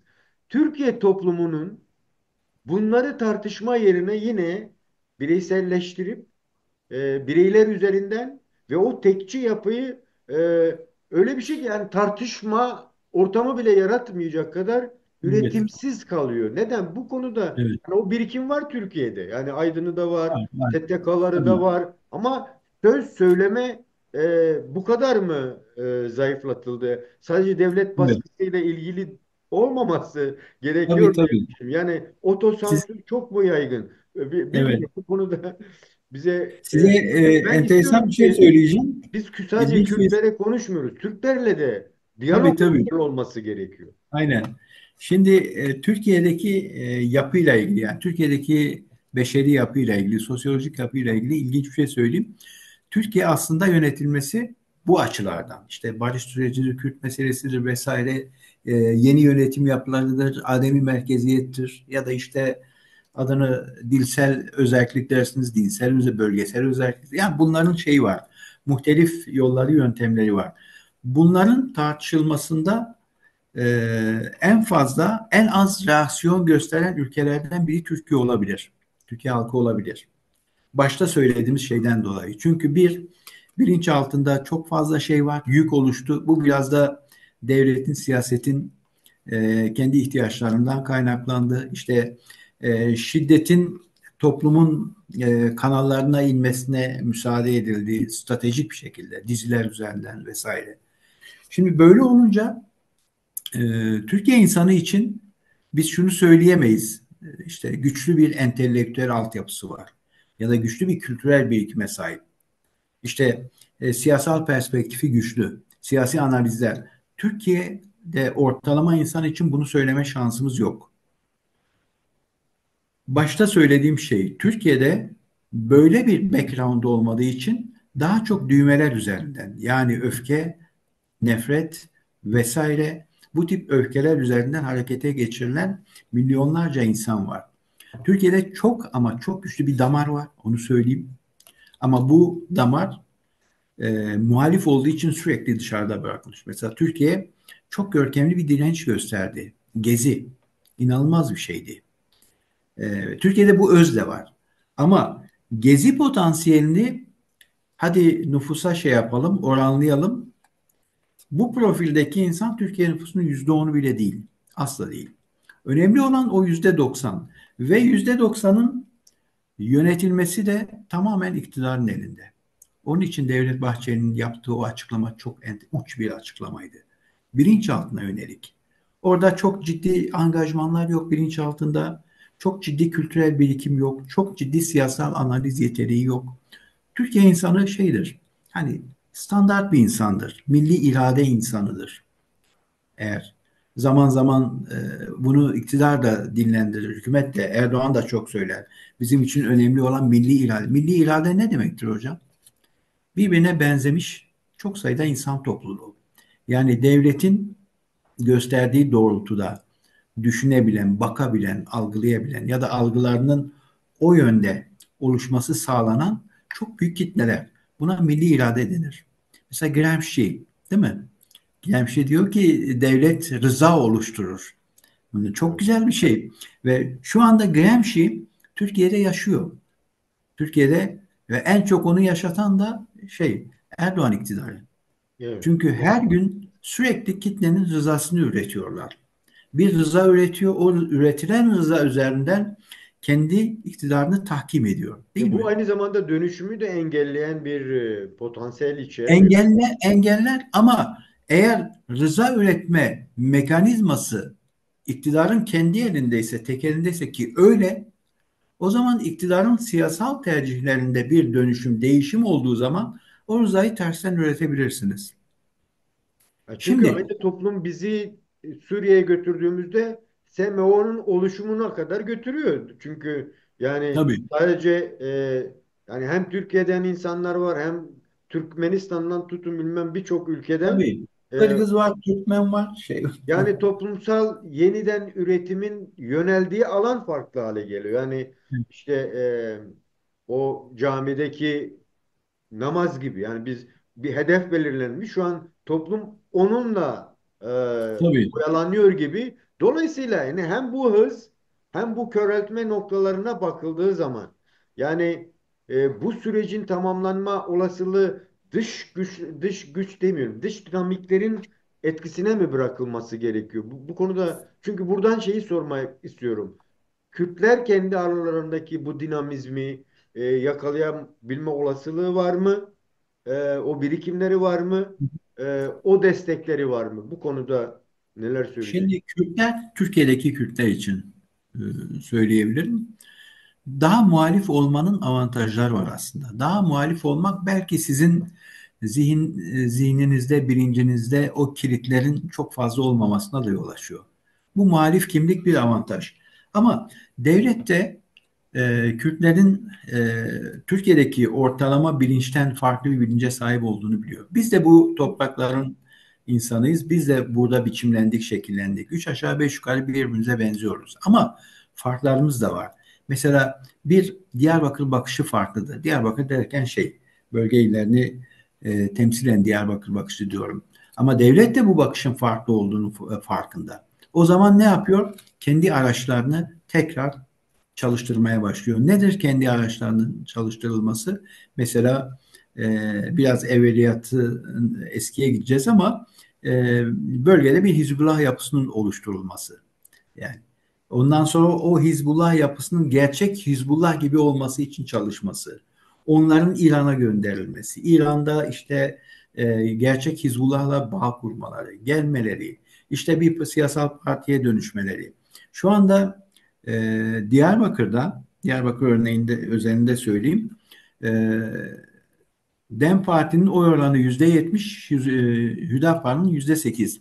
Ama şu anda kenti Hüdapar kontrol ediyor daha çok. Neden? Çünkü devlet tamamen böyle bir alan açıyor. Tamamen böyle bir alan açıyor. O zaman hani bizim o muhalif bakış açımızın karşısına bir şey çıkarıyor, bir engel koyuyor. Çünkü devletin algısında şu var. Bir, devlet açısından diyorum. Ben Kürt olmasını mı isterim, Müslüman olmasını mı isterim? Yani hangi kimlik önde olsun? En dışarıdaki kimlik, o kimlik üst üste binen soğan zarları gibidir deriz ya. En üstteki kimlik hangisi olsun? En üstteki kimliğin devlet Kürt olmasını istemez. En üstteki kimlik Müslümanlık olursa o duygu içerisinde ben diğerlerini yapabilirim. Zamanla eritebilirim. O nedenle devletin bu tarz tersten çalışma alanları var. Ama buna rağmen Türkiye'de yaşayan Kürtlerin bir asgari müşterek bulmaları gerekiyor. Zaten bütün bu mesele hani bir araya gelmede zorlanmak. İşte hala diyelim ki PKK eksenli yapılar, KDP eksenli yapılar arasında bir gerilim falan vardır. Çok anlamı yok. Niye böyle bir gerilim var ki? Dünyaya hepimiz başka bir yerden bakıyoruz. Siz farklı bakabilirsiniz. O farklı bakabilir. Ama etnisite açısından baktığınızda ortak kültür, ortak dil, ortak geçmişi temsil ediyorsanız o zaman bu tarz kırılma ya da çatışma alanlarını çoğaltmanın çok bir anlamı yok. Öyle Hocam bu olunca noktada o işte zaman geç uluslaşma denilen bir şey gelip Kürtleri buluyor. Başkasını bulmuyor. peki hocam, Buyurun. şimdi şöyle bir şey de çıktı sizin konuşmalarınızda, daha da netleşti kafamda aslında. Birincisi, evet, eğer o üst kimlik belirlenimi İslamcıysa, ki siyasal İslam'ın zaten bugün yarattığı karmaşa aslında Orta Doğu'daki karmaşada. Bu bir. İkincisi, e, Kuzey Kürdistan'daki, Türkiye Kürdistan'ındaki Kürtlerin kendi aralarındaki anlaşmamazlıklarının da kökeni, e, Kürtlerin büyük çoğunluğunun, yani seküler demeyeyim ama daha muhafazakar bir kesim ve e, uluslaşma kimliğini veya Kürt kimliğini savunansa daha laik ve seküler bir bakış açısı var. Evet, Bu aynı zamanda Suriye'ye de taşınmış ve Suriye'de uluslararası desteği de alan, yani bir 50-60 evet. ülkenin bir koalisyon desteğini alan bir şey var. Hüdapar'ı dinliyorsunuz, diyor ki, ve bir de affedersiniz, devletin belirtlemiş olduğu bir şey var. Tırnak içinde terörizm kavramı var. Ve Evet, evet, Hüdapar çok rahat kullanabiliyor. Yani PKK toplumun yakasından düşmeli tabirini kullanıyor. evet. Suriye'ye gidiyorsunuz. Suriye'de Enekese YPG'ye diyor ki Kürtleşin. Sadece Kürtlerin hakkını savunun. Toplumla ilgilenmeyin. Yani çünkü yine YPG'nin sadece Kürtler yok aralarında. Birçok Hı hı, e, tabii, evet. yani ortaklaştığı. Orada da bir Heh. koalisyon yapısı var, Evet. evet. Dolayısıyla onlar da yine Türkiye Cumhuriyeti'nin talebini dillendirmeye çalışıyorlar. Evet, Aynı zamanda bu insanlar sizin bahsetmiş olduğunuz bu lejyonları arasında da yerleri var. Yani işte evet. hapiste hükümetleri var vesaire. Yani bu karmaşayı Kürtler nasıl çözebilir veya bu paradigmayı yaratan üçüncü gözlüğün burada şeyi ne? Olma olasılığı var mı, yoksa devlet bilinçli olarak üçüncü gözün dışından mı çözmeye çalışıyor bunu? Bu konuda bize neler söyleyeceksin hocam? Şimdi öncelikle ilk söyleyeceğim şey, Kürtler akıllı olmak zorunda. Bir defa onu cebimize koymamız gerekiyor. Çok böyle kırılgan, öfkeli vesaire. Çünkü Türkiye'de öyle bir insan profili dedik ya yaratıldı. Bilinçaltı sürekli meşgul edilen. Biz kendi bilinçaltımızı bir muhafaza edelim. Onu kirletmeyelim. Ondan sonra çok öfkeli olmayalım. Akıllı olalım, stratejik yaklaşalım. Bu stratejik yaklaşım çok önemlidir. Biraz da bizim dünyaya angaje olmamızı sağlıyor. Bakın şu anda ben kendi adıma eleştirel yaklaşıyor olmama rağmen Türklerin biraz daha dünya siyasetinde kendisini göstermesi, kabul edilmesi, arkasına kitlelerin desteğini almasının asıl nedeni IŞİD'le mücadeleydi. Şimdi önceki gün Macron da şeyi söylüyor. İşte biz Suriye'deki Kürtlerle müttefiyiz çünkü IŞİD'e karşı birlikte savaştık. Orada çok önemli işler oldu, işler başarılı oldu. Aynı şeyi Trump da söylüyor. Şimdi bu söylem de sıkıntılı bir söylem. Yani Kürtlerin varlığını ya da Kürtlerin kabulünü kendi güvenliğini sağladığı için kabul etmiş oluyor. Kendi değerleri için Dolayısıyla değil, Kürt oldukları tabii için değil yani. aynen kendisini IŞİD'e karşı korumuş olduğu için. Ama onu da Batı hakkını vermek lazım çok iyi ifade etti. Çok iyi algıladı, çok iyi anlattı. Mesela Netflix'te bir dizide işte dünyayı kurtaran 3 tane profil var. Dizinin adını hatırlamıyorum ama onlardan bir tanesi de savaşçı bir Kürt kadını. İşte Irak'ta IŞİD'e karşı savaşmış. Yani profil öyle bir profil. Şimdi bu çok değerli bir şey ama Batı'nın Kürtlere bakışının böyle olması sıkıntılı. Türkiye de bunu bildiği için, Türkiye bunu çok iyi bildiği için şu anda Türkiye'nin en fazla ifade ettiği şeylerden bir tanesi şu: artık IŞİD bir tehdit olmaktan çıktı. IŞİD bir sorun olmaktan çıktı. O zaman Kürtlerle ilgili bu ısrar niye? Şimdi bu argümanı Türkiye Batı'nın elinden almaya çalışıyor, almak istiyor. Ama bir yandan da IŞİD kendi varlığını her yerde gösteriyor. Mesela HTŞ içinde göğsünde IŞİD arması olan çok sayıda insan var. SEMO içerisinde çok sayıda şey var. Devşirme var. İşte dediğimiz gibi o sağdan soldan toplanan lejyonlar var. O lejyonlar içerisinde çok sayıda IŞİD'li var. Ama Batı'nın bu bakış açısı çok sıkıntılı. Yani Kürtleri bir halk olarak kendi haklarını almak hakkına sahip, kültürünü, dilini, bütün diğer halklar gibi geliştirme hakkına sahip bir kitle e, gibi düşünmüyor. Sadece kendi güvenliğini sağlayan, kendisine yönelik bir bertarafı, bir tehlikeyi bertaraf etmiş bir kitle olarak algılıyor. Şimdi bu çok uzun süre kalmayabilir. Bu bizim insan ilişkilerinde de öyledir. Sizi bir tehlikeden koruyan birine sarılırsınız. Onu önemsersiniz. Sonra o unutursunuz. O tehlike de sizin için artık bir anıya dönüşür. Bu O noktada o insan zaman şey öne çıkmıyor mu? Bunu barış sürecine dönüştürmemiz gerekiyor ve Kürtlerin böyle yaklaşması gerekiyor. Yani Bahçeli'nin aslında önünün açılması gerekmiyor mu sizce? Böyle bir soru sorulabilir mi? Çünkü sadece ülke içiyle ilgisi yok.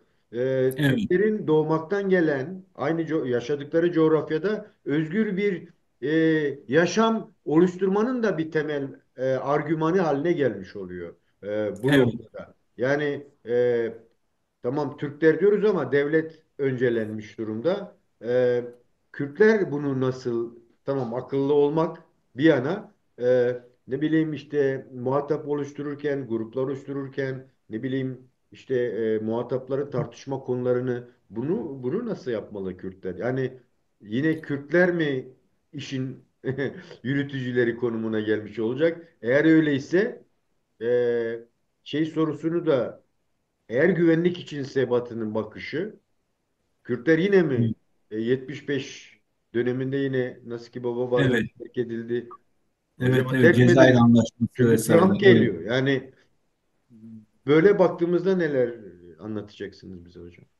Şimdi aslında o dediğiniz 75'te Barzani meselesi, Cezayir Anlaşması vesaire, oradan biraz da farklı bir dönemdeyiz. Aslında çok fazla iç içeyiz, çok fazla iletişim halindeyiz. Yani Kürtler dünyaya çok güçlü bir şekilde angaje oldular. Artık güçlü bir diaspora var. Mesela Avrupa'da çok güçlü bir diaspora var. Dolayısıyla orada diplomasi var. Amerika'da öyle. Mesela Kanada'da sizin yaptığınız şey bir diaspora faaliyeti, bir diplomatik faaliyettir. Bütün bunlar Kürtlerin elini güçlü kılan şeylerden bir tanesi. Fakat şunu da anlamak lazım, görmek lazım. Bir, Türkiye'nin bunu niye istediğini bilmemiz gerekiyor. Neden?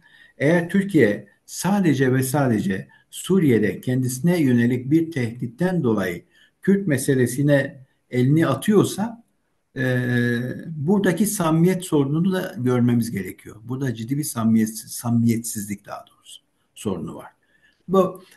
bu samimiyetsizliğe rağmen kendi adıma söylüyorum. Ben desteklerim bu samimiyetsizliğe rağmen. Çünkü hiçbir şey olmamasından daha iyidir. Evladır. Eski deyimle. Ama şunu da unutmamak lazım. Kürtlerin şu anda demin konuştuğumuz şekilde dünyanın ilgisini çekmesinin asıl merkezinde Suriye var. Suriye'deki yapılanma var, değil mi? DGS var mesela. Demokratik Suriye güçleri var. Arkasında PYD var. Arkasında YPG falan var. Şimdi güç merkezi burası. Bunu tam merkeze oturtun. Tam merkeze oturtun. Şey gibi, bir gezegenler gibi çekim alanı orası. Bu merkezi dağıttığınız anda diğer hikaye biter. Yani kimse dönüp size bakmaz. Sana hakkını vereyim işte sen kendini yönet vesaire. Hayır. Buradaki güç merkezinin dağılmaması gerekiyor. Bakın ben kendi adıma YPG'yi, PYD'yi desteklemek ya da desteklememek açısından söylemiyorum. Hiç öyle bir derdim de yok. Ama şu anda Türkiye Kürtleri merkezi haline getiren şey aynı zamanda bu merkezdeki güç, bu varlık. O nedenle Türkiye'de bütün enerjisini o varlığa yöneltmiş durumda. Onun dağılmasını sağlamak istiyor. Bunu yaparken de Türkiye'deki Kürtlerin biraz da yönetilmesini amaçlıyor aslında. Şimdi Yani niyet aslında bu niyet Minbiç niyet saldırısı, baraj tabii. saldırısı, ama Evet. burada da sanki Batı koruyor. Çünkü Kobane'ye bir yer açıldı ve bayrak çekildi. Bir Şimdi haberleri geldi.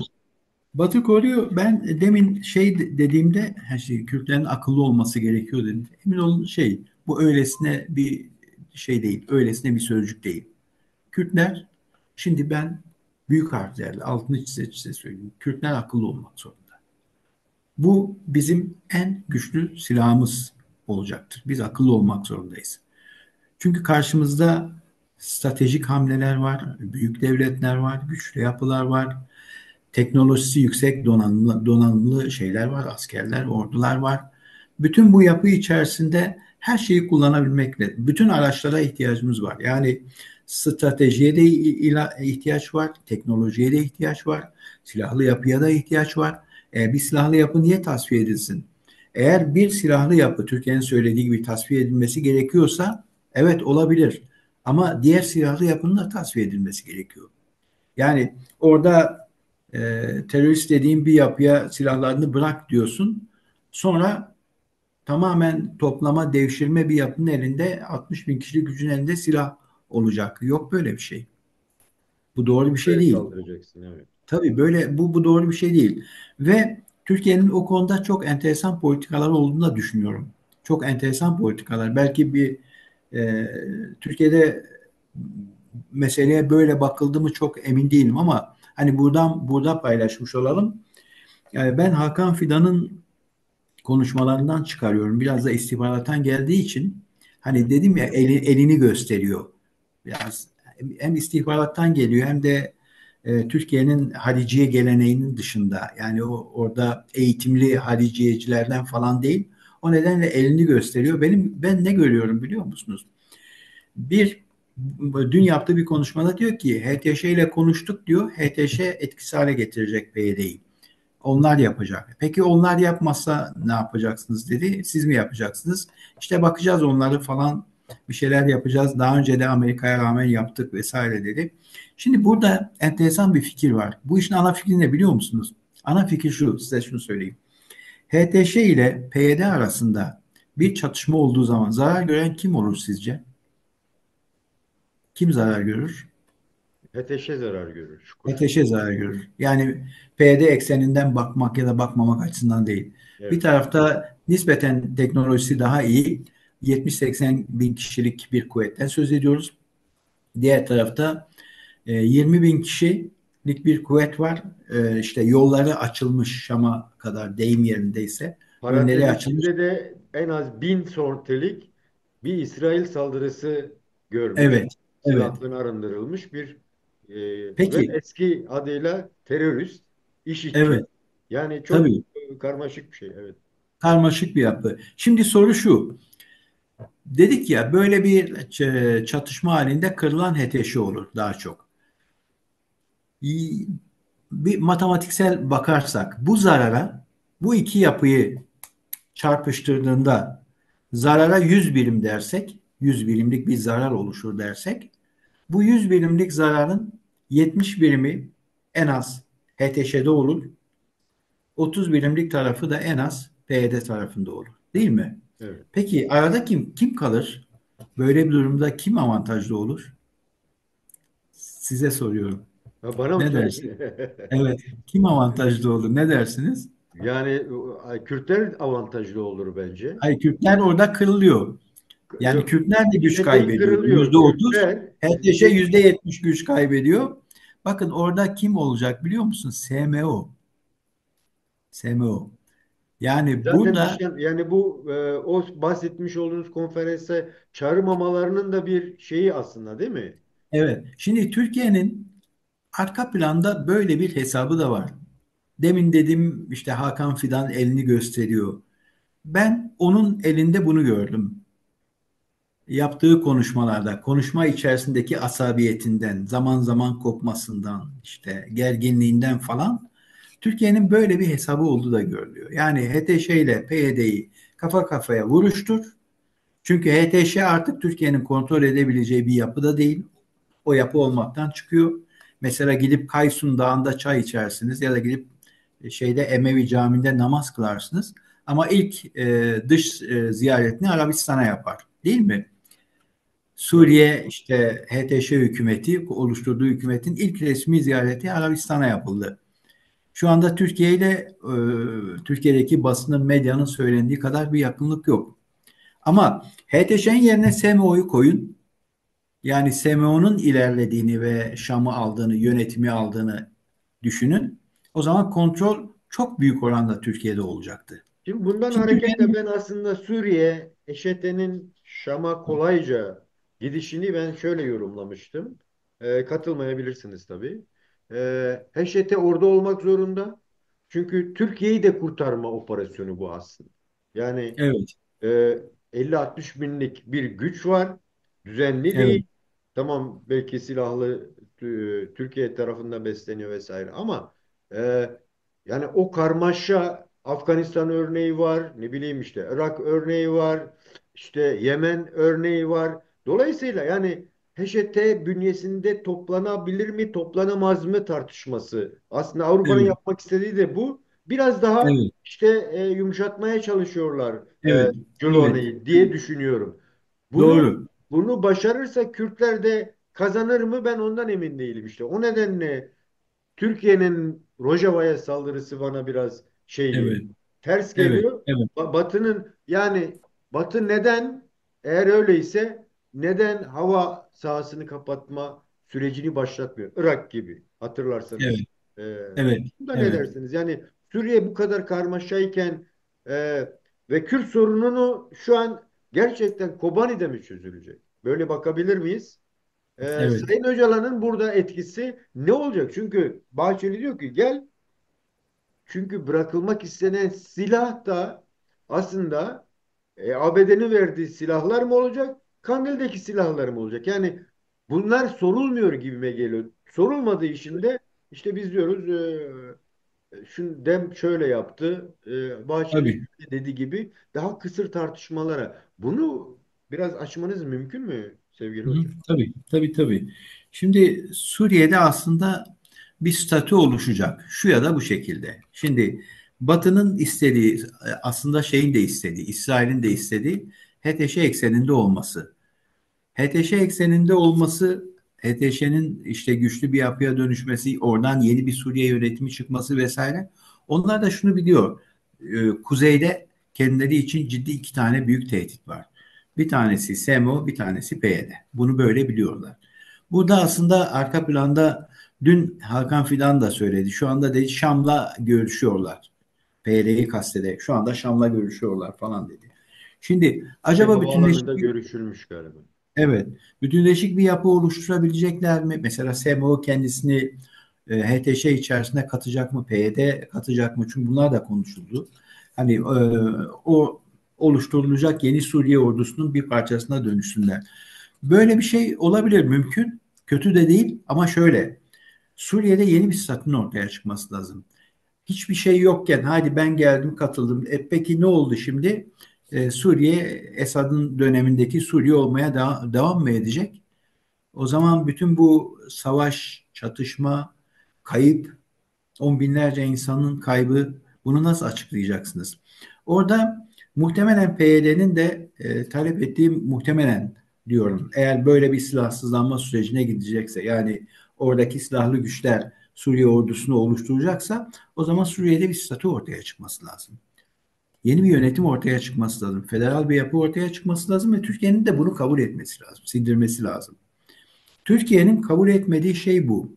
Yani Türkiye şu alışkanlığından vazgeçmeli. Geleneksel bir alışkanlık. Kürtleri düşman gibi belleme alışkanlığından vazgeçmek zorunda. Aynı şeyi Trump söyledi geçen de, gördünüz değil mi? Evet. Diyor ki işte Türkiye ve Kürtler diyor eskiden beri şeyler diyor, Doğal düşmanlar birbirine. doğal Doğal düşman. düşmanlar. Fakat enteresan bir cümle sarf etti orada. Türkler ve Kürtler demedi. Onlar. Türkiye Türkiye ve Kürtler dedi. Bakın, Türkiye ve Kürtler. Bunu bilinçli mi yaptı? Trump gibi bir insan bunu yapabilir mi? Evet, Oradan emin değilim. kelimeleri Doğrusu. öncelemişsiniz Evet. bilinç altında.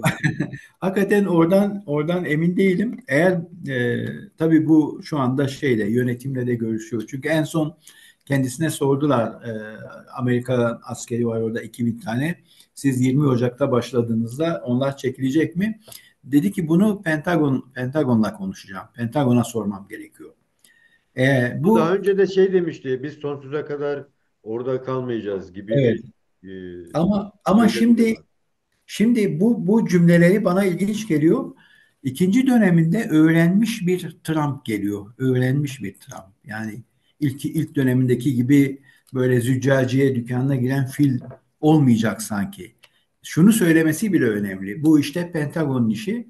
Benim burada bam diye hadi ben orada ne işimiz var, bir çıkarımız yok falan filan. Daha önce böyle bakıyordu. Ben oradan ne kazanıyorum ne kaybediyorum.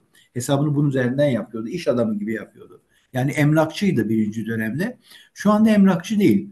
Sanki emlakçıdan Amerikan başkanına dönüşecek gibi. Ve öyle olursa, eğer öyle olursa, yani emlakçıdan başkana dönüşürse, o zaman Amerikan varlığı Suriye'de kesinlikle olmaya devam edecek. En azından Suriye'de bir statü oluşuncaya kadar.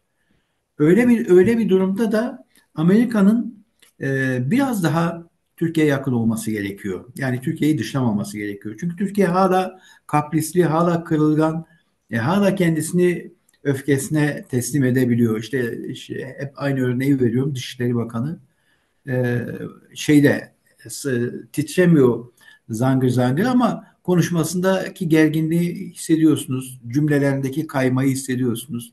İşte geçen de şöyle enteresan bir dün mü neydi ya böyle YPG'nin varlığı maskaralık dedi şeyde. Evet. Öyle bir cümle kullandı önceki gün. Şimdi hocam tam Tamam. bu nokta. Buyurun. Yani diyelim Tamam. ki YPG'nin varlığı maskara. Diyelim ki tırnak içerisinde. Peki SMO'nun varlığına ne diyorsunuz? Bir de enteresan bir şey söyleyeyim size. Çok ilginç bir şey bu. Şimdi Türkiye diyor ki ben diyor orada terörist bir yapıdır onunla görüşmem. PYD'yi kaç ülke terörist görüyor biliyor musunuz? Size bir soru daha. Sizi imtihan Şu an edeceğim. kimsede yok yani. Şu an Var, hissedelim. var. Türkiye var. Tamam, güzel. Bir ülke PYD'yi terörist olarak görüyor. HTŞ'yi kaç ülke terörist olarak görüyor? Onlarca. Şu an onu kaldırmak için çaba sarf ediyorlar. Hocam tam bu Kalkmaz ki. noktada tam Kalkmaz. kalkabilir mi 190 bilmiyorum ülke emin değilim. Birleşmiş Milletler'in terörist kabul ettiği bir ülke. Bakın 193 ülke Birleşmiş Milletler üye şu anda. Birleşmiş Milletler kararıyla terörist. Şimdi onunla artık sarılıyorsunuz, kucaklaşıyorsunuz, çay içiyorsunuz vesaire. İşte PYD terörist. Ya geçin bunları. Bunları bilinçaltını biraz temizlemek gerekiyor. Niye PYD terörist? Yani o eğer orada bir temsiliyeti varsa diyemezsin. Temsiliyeti varsa. Onun Hocam çelişki çok teröristliğine büyük. Evet. ne zaman karar verdiniz biliyor musunuz? Bence terörist olmasına. Halk. onu kendi temsilcisi olarak görmezse, onun da mekanizmaları var. Yarın orada seçim olur, başka bir şey olur. İşte yönetimle ilgili yapılar oluşur. O yönetimle ilgili yapılar o mekanizmayı kusar mı, içselleştirir mi? Bunu bilmiyoruz ki. Onun için Türkiye'nin biraz daha böyle hani bu kafasını kumdan çıkarması gerekiyor. Bence Kusura bakmayın, bir şey ekstra bir soracaktınız. program bile yapılabilir YPG'nin, çünkü bu son HT çıkışında bile halkın oraya sığındığını gördük. O başka bir kenara. Evet, Yalnız HTŞ'nin oluşum sürecine bakıldığı zaman belki de e, Dışişleri Bakanı Hakan Fidan'ın bu kadar rahat konuşmasının da ben öyle temellendiriyorum en azından. İngiltere son 3 senedir uğraşıyor aslında HDP'yi. Yani İdlib'de biliyorsunuz bir kurumsallaşma vardı. evet, İdlib'in evet, varlık sebebi de güya Kürtleri denize ulaştırmama amaçlı aslında. Bir evet, kilit noktaydı. O nedenle Şam'ı kimse istemiyordu. Yani Hama'ya kadar gider ama Şam'a gitmez gibi bir yaklaşım da evet. vardı ama şimdi İngiltere'nin desteği çok yoğunsa, İngiltere Türkiye'yi destekleyen bir partnerse, Ee, ve Sayın Fidan'ın da bu açıklayıcı, yani e, bizim denetimimizde ama dolaylı olarak aslında İngiltere'nin talepleri, dolayısıyla yani bu YPG'ye başka bir alan açma olasılığı var mı? Yani ben ilk Var, o var, şey var. olduğunda şu Tabii geldi ki var. aklıma. Dedim ki Mam Celal gibi bir süreç yaşanabilir mi? Yani hatta Salih Müslim'in bu geçici hükümet sonrası başka bir, O kadar çok seçenek var ki yani yani ne hani diyelim hocam buna? hangisini tercih etmek lazım noktasına gelirsiniz. O kadar çok seçenek var ki yeter ki şeydir hani o muhtelif çözümlere kapalı olmamak söz konusu olsun. Çok kısa bir süre içerisinde HTŞ şey yapacaktır. Kendisini feshedecektir. Çok kısa bir süre içerisinde yeni bir isim oluşturacaktır. O yeni bir isim üzerinden bir meşruiyet hattı oluşacaktır. Şey de yani Türkiye eğer kavramın kendisine eğer bu kadar takılıysa PYD kavramının kendisine o PYD kavramı değişebilir de. Muhtemelen bunlar müzakere de edilir. Yani dışarıdan yapılan öfkeli açıklamalar bir yanda bu tip açıklamalar bir yandan yapılırken arka tarafta görüşmeler yapılır. Şu anda PYD ile Türkiye tarafında çok ciddi görüşmeler vardır, müzakereler falan vardır mutlaka. Yani güvenlik ekseninde vardır, askeri ekseninde vardır. Şey devlet böyle çalışır. Devlet Bu mekanizması HDP'nin dediğimiz gibi. dönüşmesi İsrail'in güvenliği için mi, yoksa çünkü bütün aslında eksen İsrail'in güvenliği temelli olacaksa eğer, Türkiye ile sınır ve savaş olasılığı tartışılıyor şu an. Yani Evet. bir paradoks yok mu? Eğer öyleyse HDP nasıl dönüşecek? Şimdi biraz el yükseltme denen bir şey var ya hocam, el yükseltme. Türkiye de el yükseltiyor, İsrail de el yükseltiyor. Biraz böyle kendi varlıklarını falan gösteriyorlar. Ama benim başta söylediğim ki o görüşteyim. Amerika, İsrail ve Türkiye bir eksen olmaya çalışıyor. Yani bir tarafında Amerika, bir tarafında İsrail, bir tarafında Türkiye. Tabii bu ekseni Batı da Avrupa da desteklemiş olur. Avrupa'nın desteklediği de bir seçenek olur. Burada Türkiye'nin sadece Kürtlerle ilgili algısını değiştirmeye çalışıyorlar. Hatta e, belki bir ay öncesinde Trump yeni seçildiğinde hadi gel sen bu işin hamisi ol falan diye Türkiye söylediği kulislerde konuşulan. Yani Kürt meselesiyle ilgili buraya takılma. Gel bu işin hamisi ol, o hamisi ol. Orada bir yapı oluşsun. Bu yapının da garantörlerinden bir tanesi o Suriye'de. Türkiye'ye söylenen bu tip şeyler de var ama Kürtler bunu kabul Türkiye eder mi hocam, hamiliği? edebilir. Şey adını öyle koymazsınız. Bütün mesele orada. Yani ona hami garantör falan demezsiniz. O Bu aynı ona şey zamanda Türkiye'nin bu e, yani dillendireceğim ama tam da şey değilim aslında. Misak-ı Milli'yi çaktırmadan Avrupa'dan, Batı'dan almak gibi bir şey olmuyor mu aynı yok zamanda? ona yani o tip şeylere dönüşebilir mi? Bunlar ucu açık şeyler. Tarihin ne göstereceğini bilemeyiz. Yani bölgesel dengeler, küresel dengeler falan her şey ortaya çıkabilir. Her şey olabilir. Şimdi İbni Haldun'un dediği gibi yani bir devlet bir insan gibidir. Doğar, büyür. olgunlaşır ve ölür. Hiçbir devlet şey değil, kalıcı değil. Eğer kalıcı olsaydı en güçlü törenleri Yugoslavya yapardı. Askerlerini gör, rap rap rap böyle tankları yürütürlerdi falan. Tito elini kaldırırdı. Olağanüstü görkemliydi. Ama şu anda Yugoslavya diye bir devlet yok dünyada. Şimdi o şey, bu başka bir mevzu. Buradan mukaddimeye gideriz. Ee, ama e, Irak'taki yapıya belki biraz daha benzeyebilir. Mesela Irak ve Irak Kürdistan'ıyla Türkiye arasındaki gerilim de öyleydi. O dönem yine ortalama insan, Türkiye kendi ortalama insanı çok öfkeli hale getirmişlerdi. İşte Barzani ziyaret ettiğinde işte, protokol gereğidir, Kürt bayrağı asarsın falan. Çaput falan diye sosyal medyada çok öfkeli sözler oluyordu. Sonra Türkiye o öfkeyi yönetebildi. Şu anda Türkiye ile Irak Kürdistan arasında çok iyi ilişki var. Ve hatta Türkiye'nin en büyük ikinci ticaret ortağı. İşte en fazla Almanya'ya satıyor. Yıllardan beri öyle. İkinci sırada şey vardır. Irak Kürdistan bölgesi dahil Irak. Yani bir bütün olarak Irak'la yapılan ticaret. Suriye'de o zaman da böyle algılar çok sertti. Musul meselesi, Kerkük meselesi çok tartışılıyordu. Sonuçta Türkiye alan daralttı. Yani Irak'taki Kürdistan e, coğrafi alanını hatırlayın daha genişti. Evet. Ama Türkiye ile yürütülen münasebet, ilişkiler, diplomasi Türkiye Kürdistan biraz daha dar bir alana sıkıştırdı. Ama orada bir Kürdistan oluştu. Şu anda Suriye'de aynısını yapmaya çalışıyor Türkiye. Yani bir Kürdistan realitesi bundan kaçamayacak. Onu kendisi de biliyor. Muhtemelen kendisinin dış politika araçları içerisinde güçlü olanlardan bir tanesi de budur. Yani Suriye'de bir Kürdistan. Bunu veri kabul edecektir. Ama Suriye'deki Kürdistan'ı da bu bölgesel bir yönetim mi olur, federal bir yapı mı olur? Onu da olabildiğince dar bir alana sıkıştırmaya çalışıyor. Kobaneye O nedenle sıkıştırılmaya çalışılıyor. Sanki işte Afrin yok.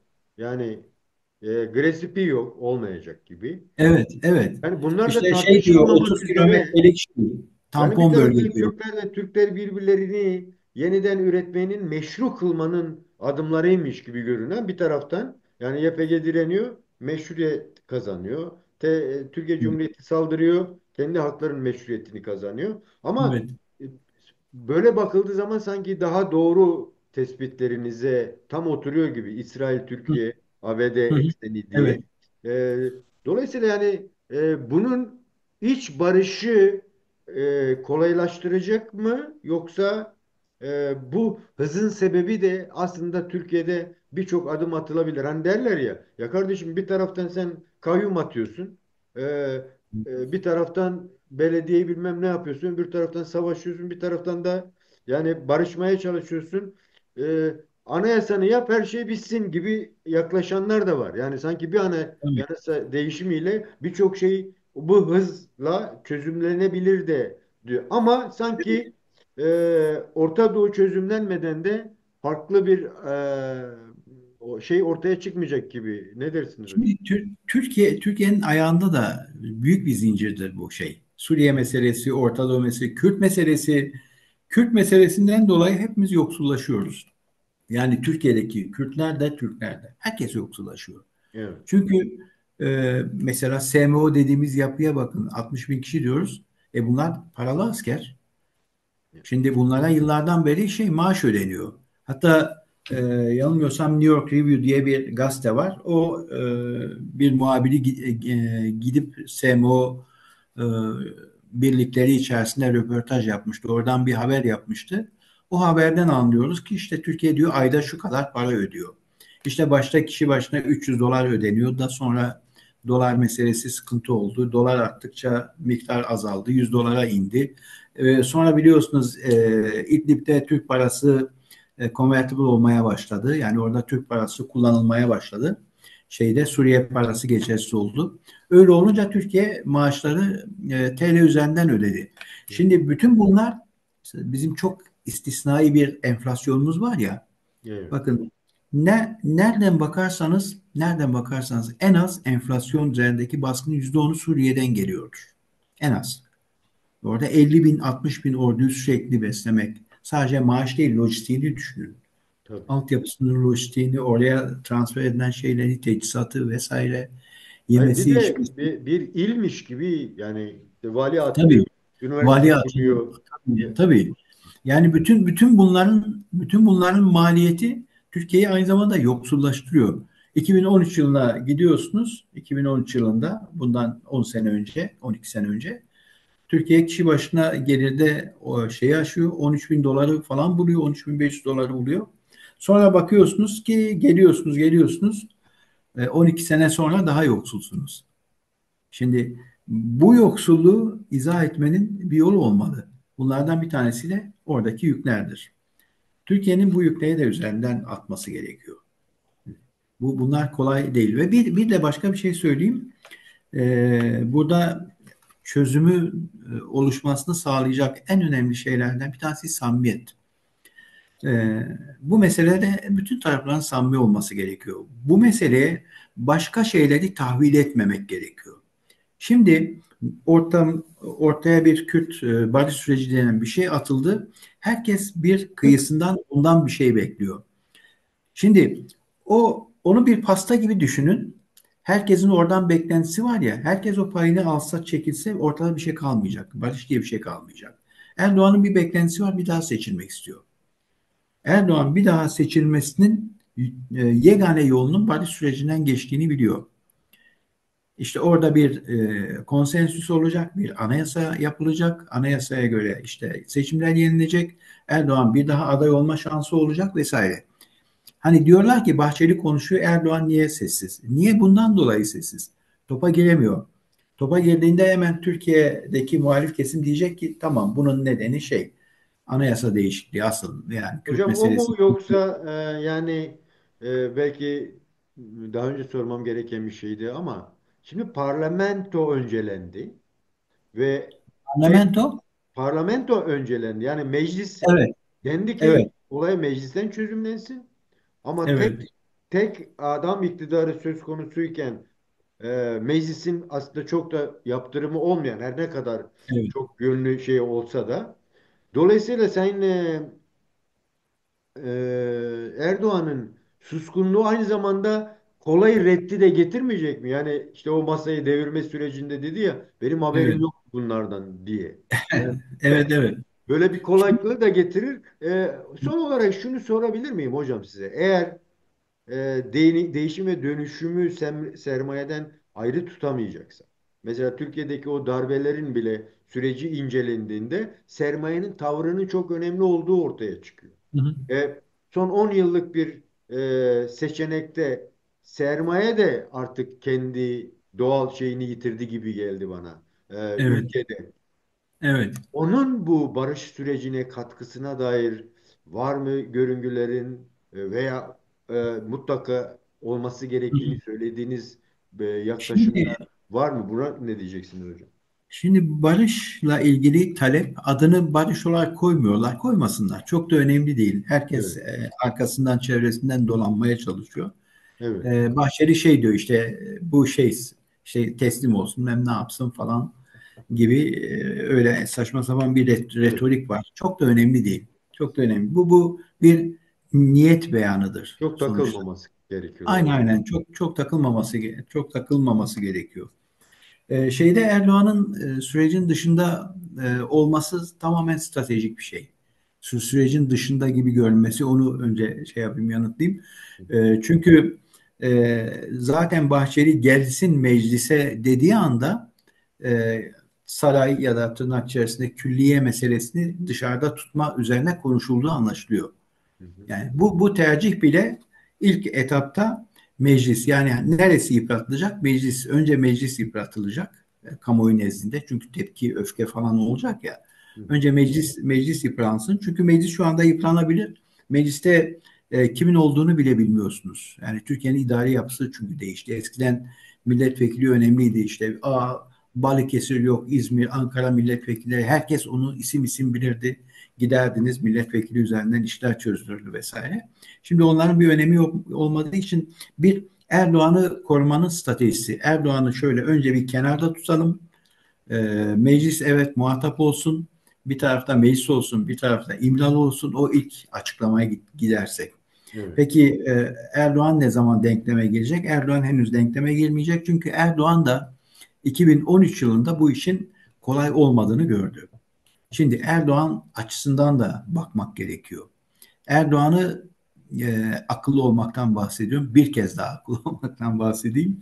Erdoğan'ı iyi yönetemedi Kürtler. Yani Erdoğan kullanışlı olabilen bir liderdi. İktidar sahibi olan bir liderdi. Bu kadar bir toplumu bu kadar konsolide edebilmiş ikinci bir lider yok henüz şeyde. Hani Türkiye Cumhuriyeti açısından Atatürk, ondan sonra şeyler geliyor, tek parti dönemi, seçimler vesaire geliyor. İşte CHP, Menderes, Demirel, Ecevit vesaire. Bu hatta baktığınızda toplumu bu kadar konsolide eden, bu kadar kendisini dinleten bir lider olmadığını görüyorsunuz. Şimdi o lideri Kürtler şey yapamadı, kullanamadı. Ve o da ve onun da şeyi ağzı yandı şeyde. Bir de bu açıdan bakmak lazım. Mesela Şu an size o şunu potansiyel söyleyeyim. var mı? Yani artık Var. o kıvama Hala var. gelindi mi diyorsunuz? Hala var. Hala var. Sadece kendi çıkarlarını düşünecek. Kendi çıkarlarıyla barış sürecinin getirileri arasında bir denge oluşacak mı? Kendi çıkarlarıyla örtüşecek mi? Artık Erdoğan hani dünyanın varlıklı liderlerinden bir tanesi. Artık şeyden Türkiye'yi düşünecek ama kendi çıkarlarını da düşünecek. Bu böyledir. Yani bu işin para boyutunu hiç konuşmadık ama bu Evet. işin arkasında çok önemli bir para boyutu, ekonomi boyutu var. Onun Evet. için Türkiye, İsrail, Amerika bu hat oluşturulmaya çalışılıyor ve Batı da bu hatı destekliyor. Türkiye'nin de işte bu hata yanlışması için çaba harcanılıyor ama Türkiye aslında kendi reel politikalarından birinde muhtelif politikalar vardır. Onlardan birinde bu hattın içerisindedir zaten. Buraya angajı olmuştur. Şimdi sadece işte kendi kaprislerinin biraz daha karşılanmasını bekliyor. O kaprislerin karşılanması da Kürtlere biraz daha alan daraltmak. Onun için bizim de tam burada akıllı olmamız gerekiyor. Kendi stratejilerimizi oluşturmamız gerekiyor diye düşünüyorum. Yani Erdoğan'ı biz o zaman daha efektif bir şekilde şey yapabilirdik, değerlendirebilirdik. Selahattin Demirtaş'a hiçbir sözüm yok. Çok şeydir, istisnai bir liderdir. Tertemiz, pırıl pırıl bir insandır. Dönemin gereğini yaptı. Dönemin gereğinde söylenmesi, yapılması gereken şeyleri yaptı ve kendi partisinin oyunu %13,5'a çıkardı. 80 vekil kazandı. Ama seni başkan seçtirmeyeceğiz. Çok bu kadar çok açık vurgulanması gereken bir politika olmayabilirdi. Yani çok cepheden o hedefi çok fazla cepheye koymamak gerekebilirdi. Belki biraz daha 60 derecelik açıyla yanda durabilirdi. Yani e, bir göz hizasında olabilirdi. Açınızın içerisinde olabilirdi ama o kadar merkezde olması Kürtlerin bir anlamda Erdoğan'ı kaybetmesine de yol açtı. Bir başka kayıp da Habur. Habur'da Erdoğan'ın kaybedilmesine neden olan olaylardan bir tanesidir. Yani bu tip süreçlerde bu yeni barış sürecine belki başlayacağız, belki başlamayacağız bilmiyorum ama bu tip süreçlerde zafer havasını oluşturmamak lazım. İki taraf içinde. Devletin de bunu yapmaması gerekiyor. Muhatabının da bunu yapmaması gerekiyor. Zafer havası oluşturduğunuz anda zafer oluşur. Zaferi kendi içinizde eritebilirsiniz. Ama o çok görünür hale geldiği zaman karşı tarafın inisiyatifini kırdığınızı da bilmeniz gerekiyor. Yeni e, yeni süreçte bunları da dikkate almak gerekiyor. Erdoğan topa girecektir. Erdoğan topa girecektir. Erdoğan topa girdiğinde Kürt tarafının bunu iyi değerlendirmesi gerekiyor. Hala güçlü inisiyatifi vardır. Ve hala Leyla Zana'nın söylediği doğrudur. Katılırım buna. Çözme yeteneğine sahiptir. Yani bir tarafında Öcalan, bir tarafında Erdoğan. Bu iki profilin de bence çok ciddi özgür ağırlığı vardır. Özgür ağırlık önemlidir. Eğer bir insan cezaevinin içerisinde bu ağırlığa sahipse buna saygı duymak lazım. Öcalan Hocam ilk yıllardan beri sorularımdan birinin bu sebebi ağırlığa buydu. sahiptir. Yani 90 Erdoğan da bu ağırlığa sahiptir. Onu ya söyleyeyim. 93'ten beri Sayın Öcalan'ın bir tabiri var. Yani muhatap arıyorum. Hatta Sayın Evet. sanıyorum 30. günde Sayın bir anda bir Bir anda röportajında evet diyor ki röportajı en vardı. büyük sorun diyor yani karşılıklı konuşabileceğimiz bir yapı oluşturamadınız diyor. Evet. Türkiye hükümetleri için. Sanki yani sizin konuşmanızda onu çıkartıyorum. Evet, Türkiye'de bir lider ortaya çıkarılmıştır. O da Sayın Erdoğan'dır. E, Evet. Evet. Yani tartışılır tabii ama Evet evet tartışılır sanki tabii. sanki ülke de buna yani CHP'nin örneğin bu kadar hani derler muhalefeti şey olarak görmesi sonsuza kadar muhalif kalmak gibi bir o da Evet. görülüyor ki dış etkenlerde Sayın Trump'ın da konuşmasından ben onu çıkartıyorum. Yani CHP gerçekten sahiplenseydi derlerdi ki yani Sayın Erdoğan yani siz bir çekilin. Bunu yapan insanlar var. O da oluşmadı. Yani alternatif oluşmadı. Kürtler arasında bir dolu alternatif varmış gibi. İşte Kandil'den bahsediliyor, Edirne'den bahsediliyor. Demin Evet. kendi inisiyatifi, şimdi Rojava tamamen inisiyatifi almış olabilir gibi. Ama Evet. e, Evet. Türkiye'de de öyle bir karmaşa sanki var gibi. Ama Sayın Erdoğan'ın yapabilirlik özelliği daha bir öne çıkıyor. O konuda size katılıyorum. Çünkü Tabii tabii. başkası çözemeyecek gibi bir algı da var. Şimdi Şimdi iki tane misyon sahibi yapı var. Bir tanesinde hakikaten Öcalan, bir tanesinde de Erdoğan ve bu ikisi arasında bir çözüm hattı oluşacaksa bu hattı kırabilecek tek şey de MHP'ydi. Evet. MHP ve MHP gibi diğer sağ tandanslı oluşumlardı. MHP'nin burada topa girmesi zaten bu hattı oluşturmak için bir hamleydi. MHP topa girdi ama sonuçta hat Öcalan ve Erdoğan arasında oluşacak. Şimdi bu iki yapıyı da koruyabilmek gerekiyor. İki yapıyı da yıpratmamak gerekiyor. Şimdi Öcalan'la ilgili Türkiye kamuoyunda yazılan, çizilen saçma sapan şeyler var. Tabii sürece karşı olan birçok insan var. Sürece karşı olmayıp akıl bali denir eskiden pek efektif olmayan, efektif kullanmayan insanlar var. O nedenle bir kez daha her tarafın yapması lazım, Tam akıllı bu olması. noktada hocam son bir soru sormak istiyorum. Sizi de fazla yormadım umarım. Yok Bu estağfurullah. noktada yani toparlayıp getirdiniz işte ekonomik boyutu var dediniz, siyasi boyutu var, sosyal boyutu var, işte hukuki anayasadan tutun Evet. meclis Tabii. merkezli şeyi var.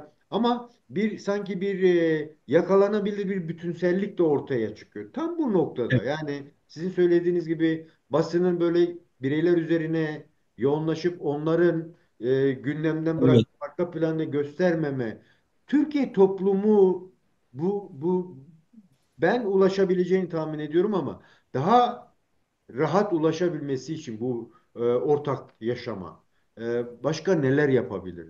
Neyin önü açılmalı? Üniversitenin mi, Hı hı, hı STK'ların hı. mı? E, Evet. Yani neyin partilerin önü açılmış gibi en azından yani söz hakkı veriliyor gibi bir Evet. Evet. güzel bir Evet. başlangıçtı bence bu. Başka neler yapabilirle bunu bize ne anlatırsınız? Son olarak bunu alabilir miyim hocam? Yani barışı örme adına başka neler Evet. yapılabilir? Evet. Evet. Şimdi zaten böyle bir hat kurulursa dediğimiz gibi bir hat şeyden bağımsız düşünün. İsrail'i katmayın. Çok önemli değil. İsrail'i kattığımızda insanları belki germiş de olabiliriz. Fakat Türkiye'nin Batı İttifakı'na angaja olması gerekiyor.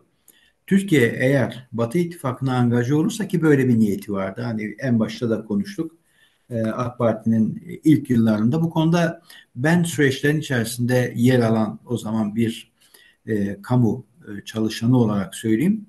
E, insanların çok samimi olduğunu görüyorduk. Çünkü biz Avrupa'ya da gidiyorduk. Komisyonlarda görüşlerimizi falan da ifade ediyorduk.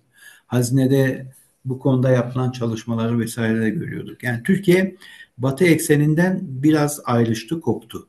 Bu mutlak bir kopuş değil. yeniden oraya angaje olabilir, yeniden eski kodlarına dönebilir. Sanki oraya da dönecek gibi görünüyor, size söyleyeyim. Yani Erdoğan'ın, AK Parti'nin gelmesi, işte Türkiye'de İslami bir hat mı oluşacak, Türkiye İran'a dönüşecek mi? Bunları çok tartıştık. Hatta ben kendi adıma şunu söyledim. Eğer Türkiye bir kırılma yaşayıp İran'a dönüşürse Türkiye'nin İran olma şansı da olmaz. Çünkü İran'ın arkasında güçlü bir gelenek var, kültür var. Hala ayakta, direnebiliyor. O faşizan İslam'a Evet. inanç boyutuyla kastetmiyorum onu. Hı hı. Ama bir din e, eğer siyasallaşırsa onun içerisinden çok kötü bir faşizm çıkıyor. Evet. Türkiye böyle bir dalgaya yakalanırsa Türkiye İran gibi olamaz, darmadağın olur. Türkiye'nin ayakta kalma şansı olmaz. Dolayısıyla Türkiye'nin kendisi için de Batı bir garantidir, demokrasi ve hukuk bir garantidir. Türkiye'yi buraya biz çekmek zorundayız. Yani Türkiye'deki Kürtler bizim niye böyle bir misyonumuz olsun? Birçok kişi bunu böyle söyleyebilir. Çok evet, bu bize Evet, ne deniyor? Devlet evet. yapısı. Ben bu görüşlere de saygı duyarım. Yani Voltaire'in dediğini söylerim. Hani görüşlerinize katılmıyorum ama onları ifade etmeniz için canımı feda ederim. Öyle diyor Voltaire. Her görüş değerlidir çünkü. Fakat bizim Türkiye'yi zorlamamız gerekiyor. Türkiye mesela IŞİD'le ilgili ciddi bir kırılma yaşadı. Bir Selefi hatta gitti. Orta Doğulaştı. Sonra oradan bir geri çekildi. Yani Türkiye oradan hem kendi çabasıyla geri çekildi hem de Batı onu oradan aldı, kopardı. Bakın o dönemde, Türkiye'de o dönemde bazı bürokratlar şöyle diyordu. Yani siz nasıl IŞİD'le PYD'yi kıyaslarsınız o dönemde? Bunu çok açıkça devlet içinde söyleyenler vardı. IŞİD'le PYD'yi kıyaslayamazsınız. Yani IŞİD'le işbirliği yapıyorsunuz ama PYD'ye terörist diyorsunuz. Bu ikisini kıyasladığınızda tercih etmeniz gereken PYD'dir diyen Türkiye'de AK Parti içerisinde siyasiler ve bürokratlar vardı. Dolayısıyla Türkiye bir bataktan çekildi. Şimdi Türkiye bir tekrar içerisinde. IŞİD'le Bence yaptığı Suriye'deki anlaşma. işte Türkiye'yi kurtarma dememin sebebi de bu. Aslında Evet, yeni bir o şeyden ulusalcıların yaratmış olduğu Kürt düşmanlığının şeyinden çıkarmak gibi bir düşünce de gelişiyor kafamda. Batı. evet, evet, evet. Zaten işte bütün o yükü falan atabiliriz üzerimizden. Eğer işte hukukla tanışırsak, demokrasiyle tanışırsak.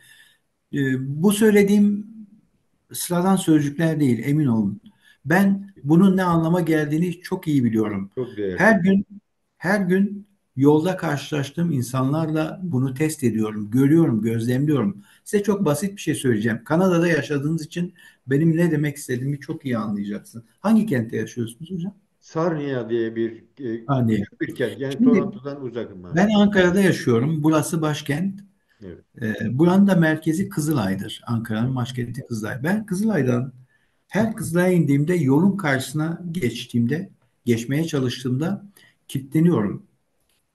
İnsanlar kilitleniyor.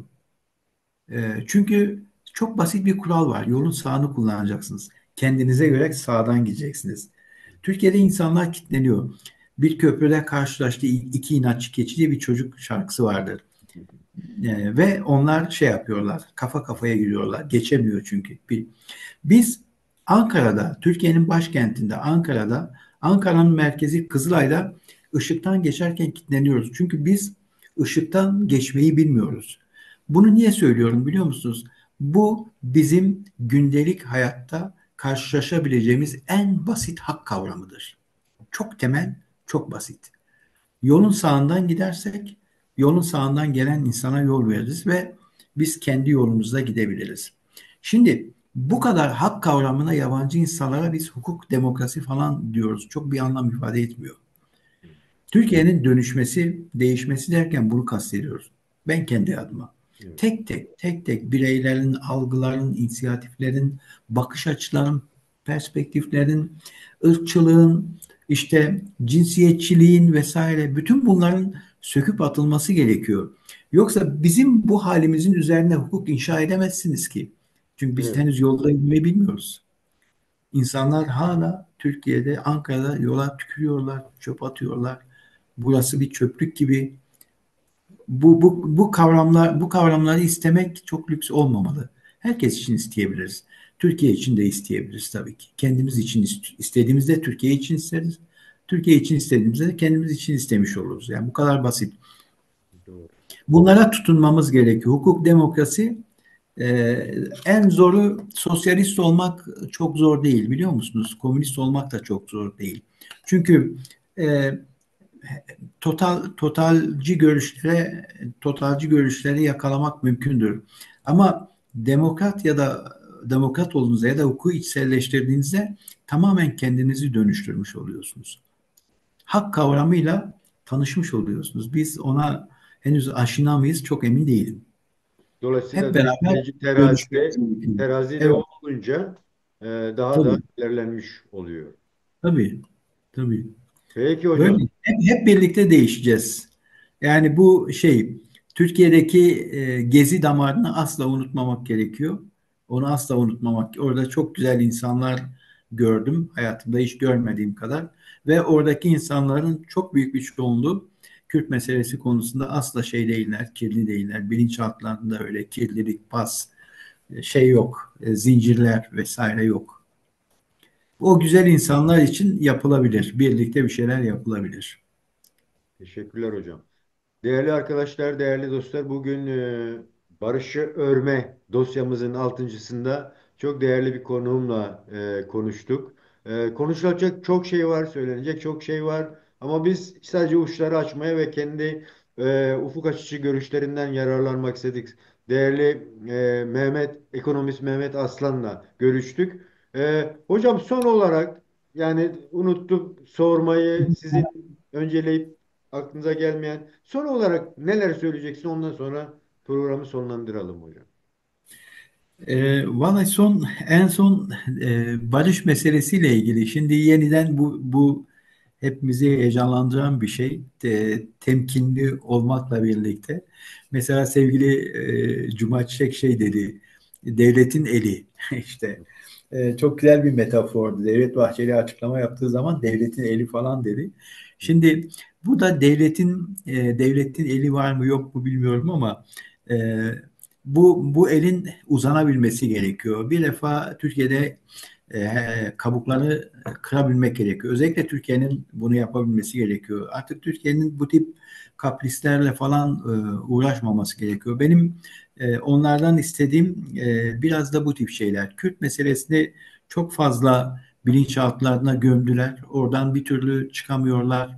Kürtlerle ilgili antipatiyi bu kadar yaymaya çok gerek yok. Suriye meselesinde Türkiye kendi hariciye geleneğine bakarsa çözüm bulabilir. Şu anda çok öfkeli insanlar var Türkiye'nin yönetiminde. İşte Hakan Fidan'ı sürekli ifade ediyorum ama küçümsemek için de söylemiyorum. Hariciye geleneği güçlü bir gelenektir. Bir astsubay çocuğu oraya koyarsanız o da askeri reflekslerle hareket eder. Şimdi Türkiye öyle tuhaf dış politikada tuhaf refleksler, öfkeler falan gösteriyor. Senyorlar mı ne diyorlardı? Ne politikası nasıl? Evet, evet, Lejyonlar Erdoğan söylüyordu. ne bir tabir Seniorlar kullanıyordu. gibi bir şeydi, ben de şimdi hatırlayamadım. Yani. Evet. Aslında hatırlayamadığımız sözcük. Her neyse, Gelenekti. Halbuki çok sağlıklı bir çok gelenekti. inanılmaz bir güçlü gelenektir. Bilirsiniz diplomaside nasıl hitap edeceğinizi, nasıl konuşacağınızı, Lejyonerler mi stratejileri neydi lan? Ne diyordu ya? e, şey e, Neyse. Erdoğan kullanmıştı. Evet. Evet. İkimiz de hemen bu programdan sonra hatırlayacağızdır.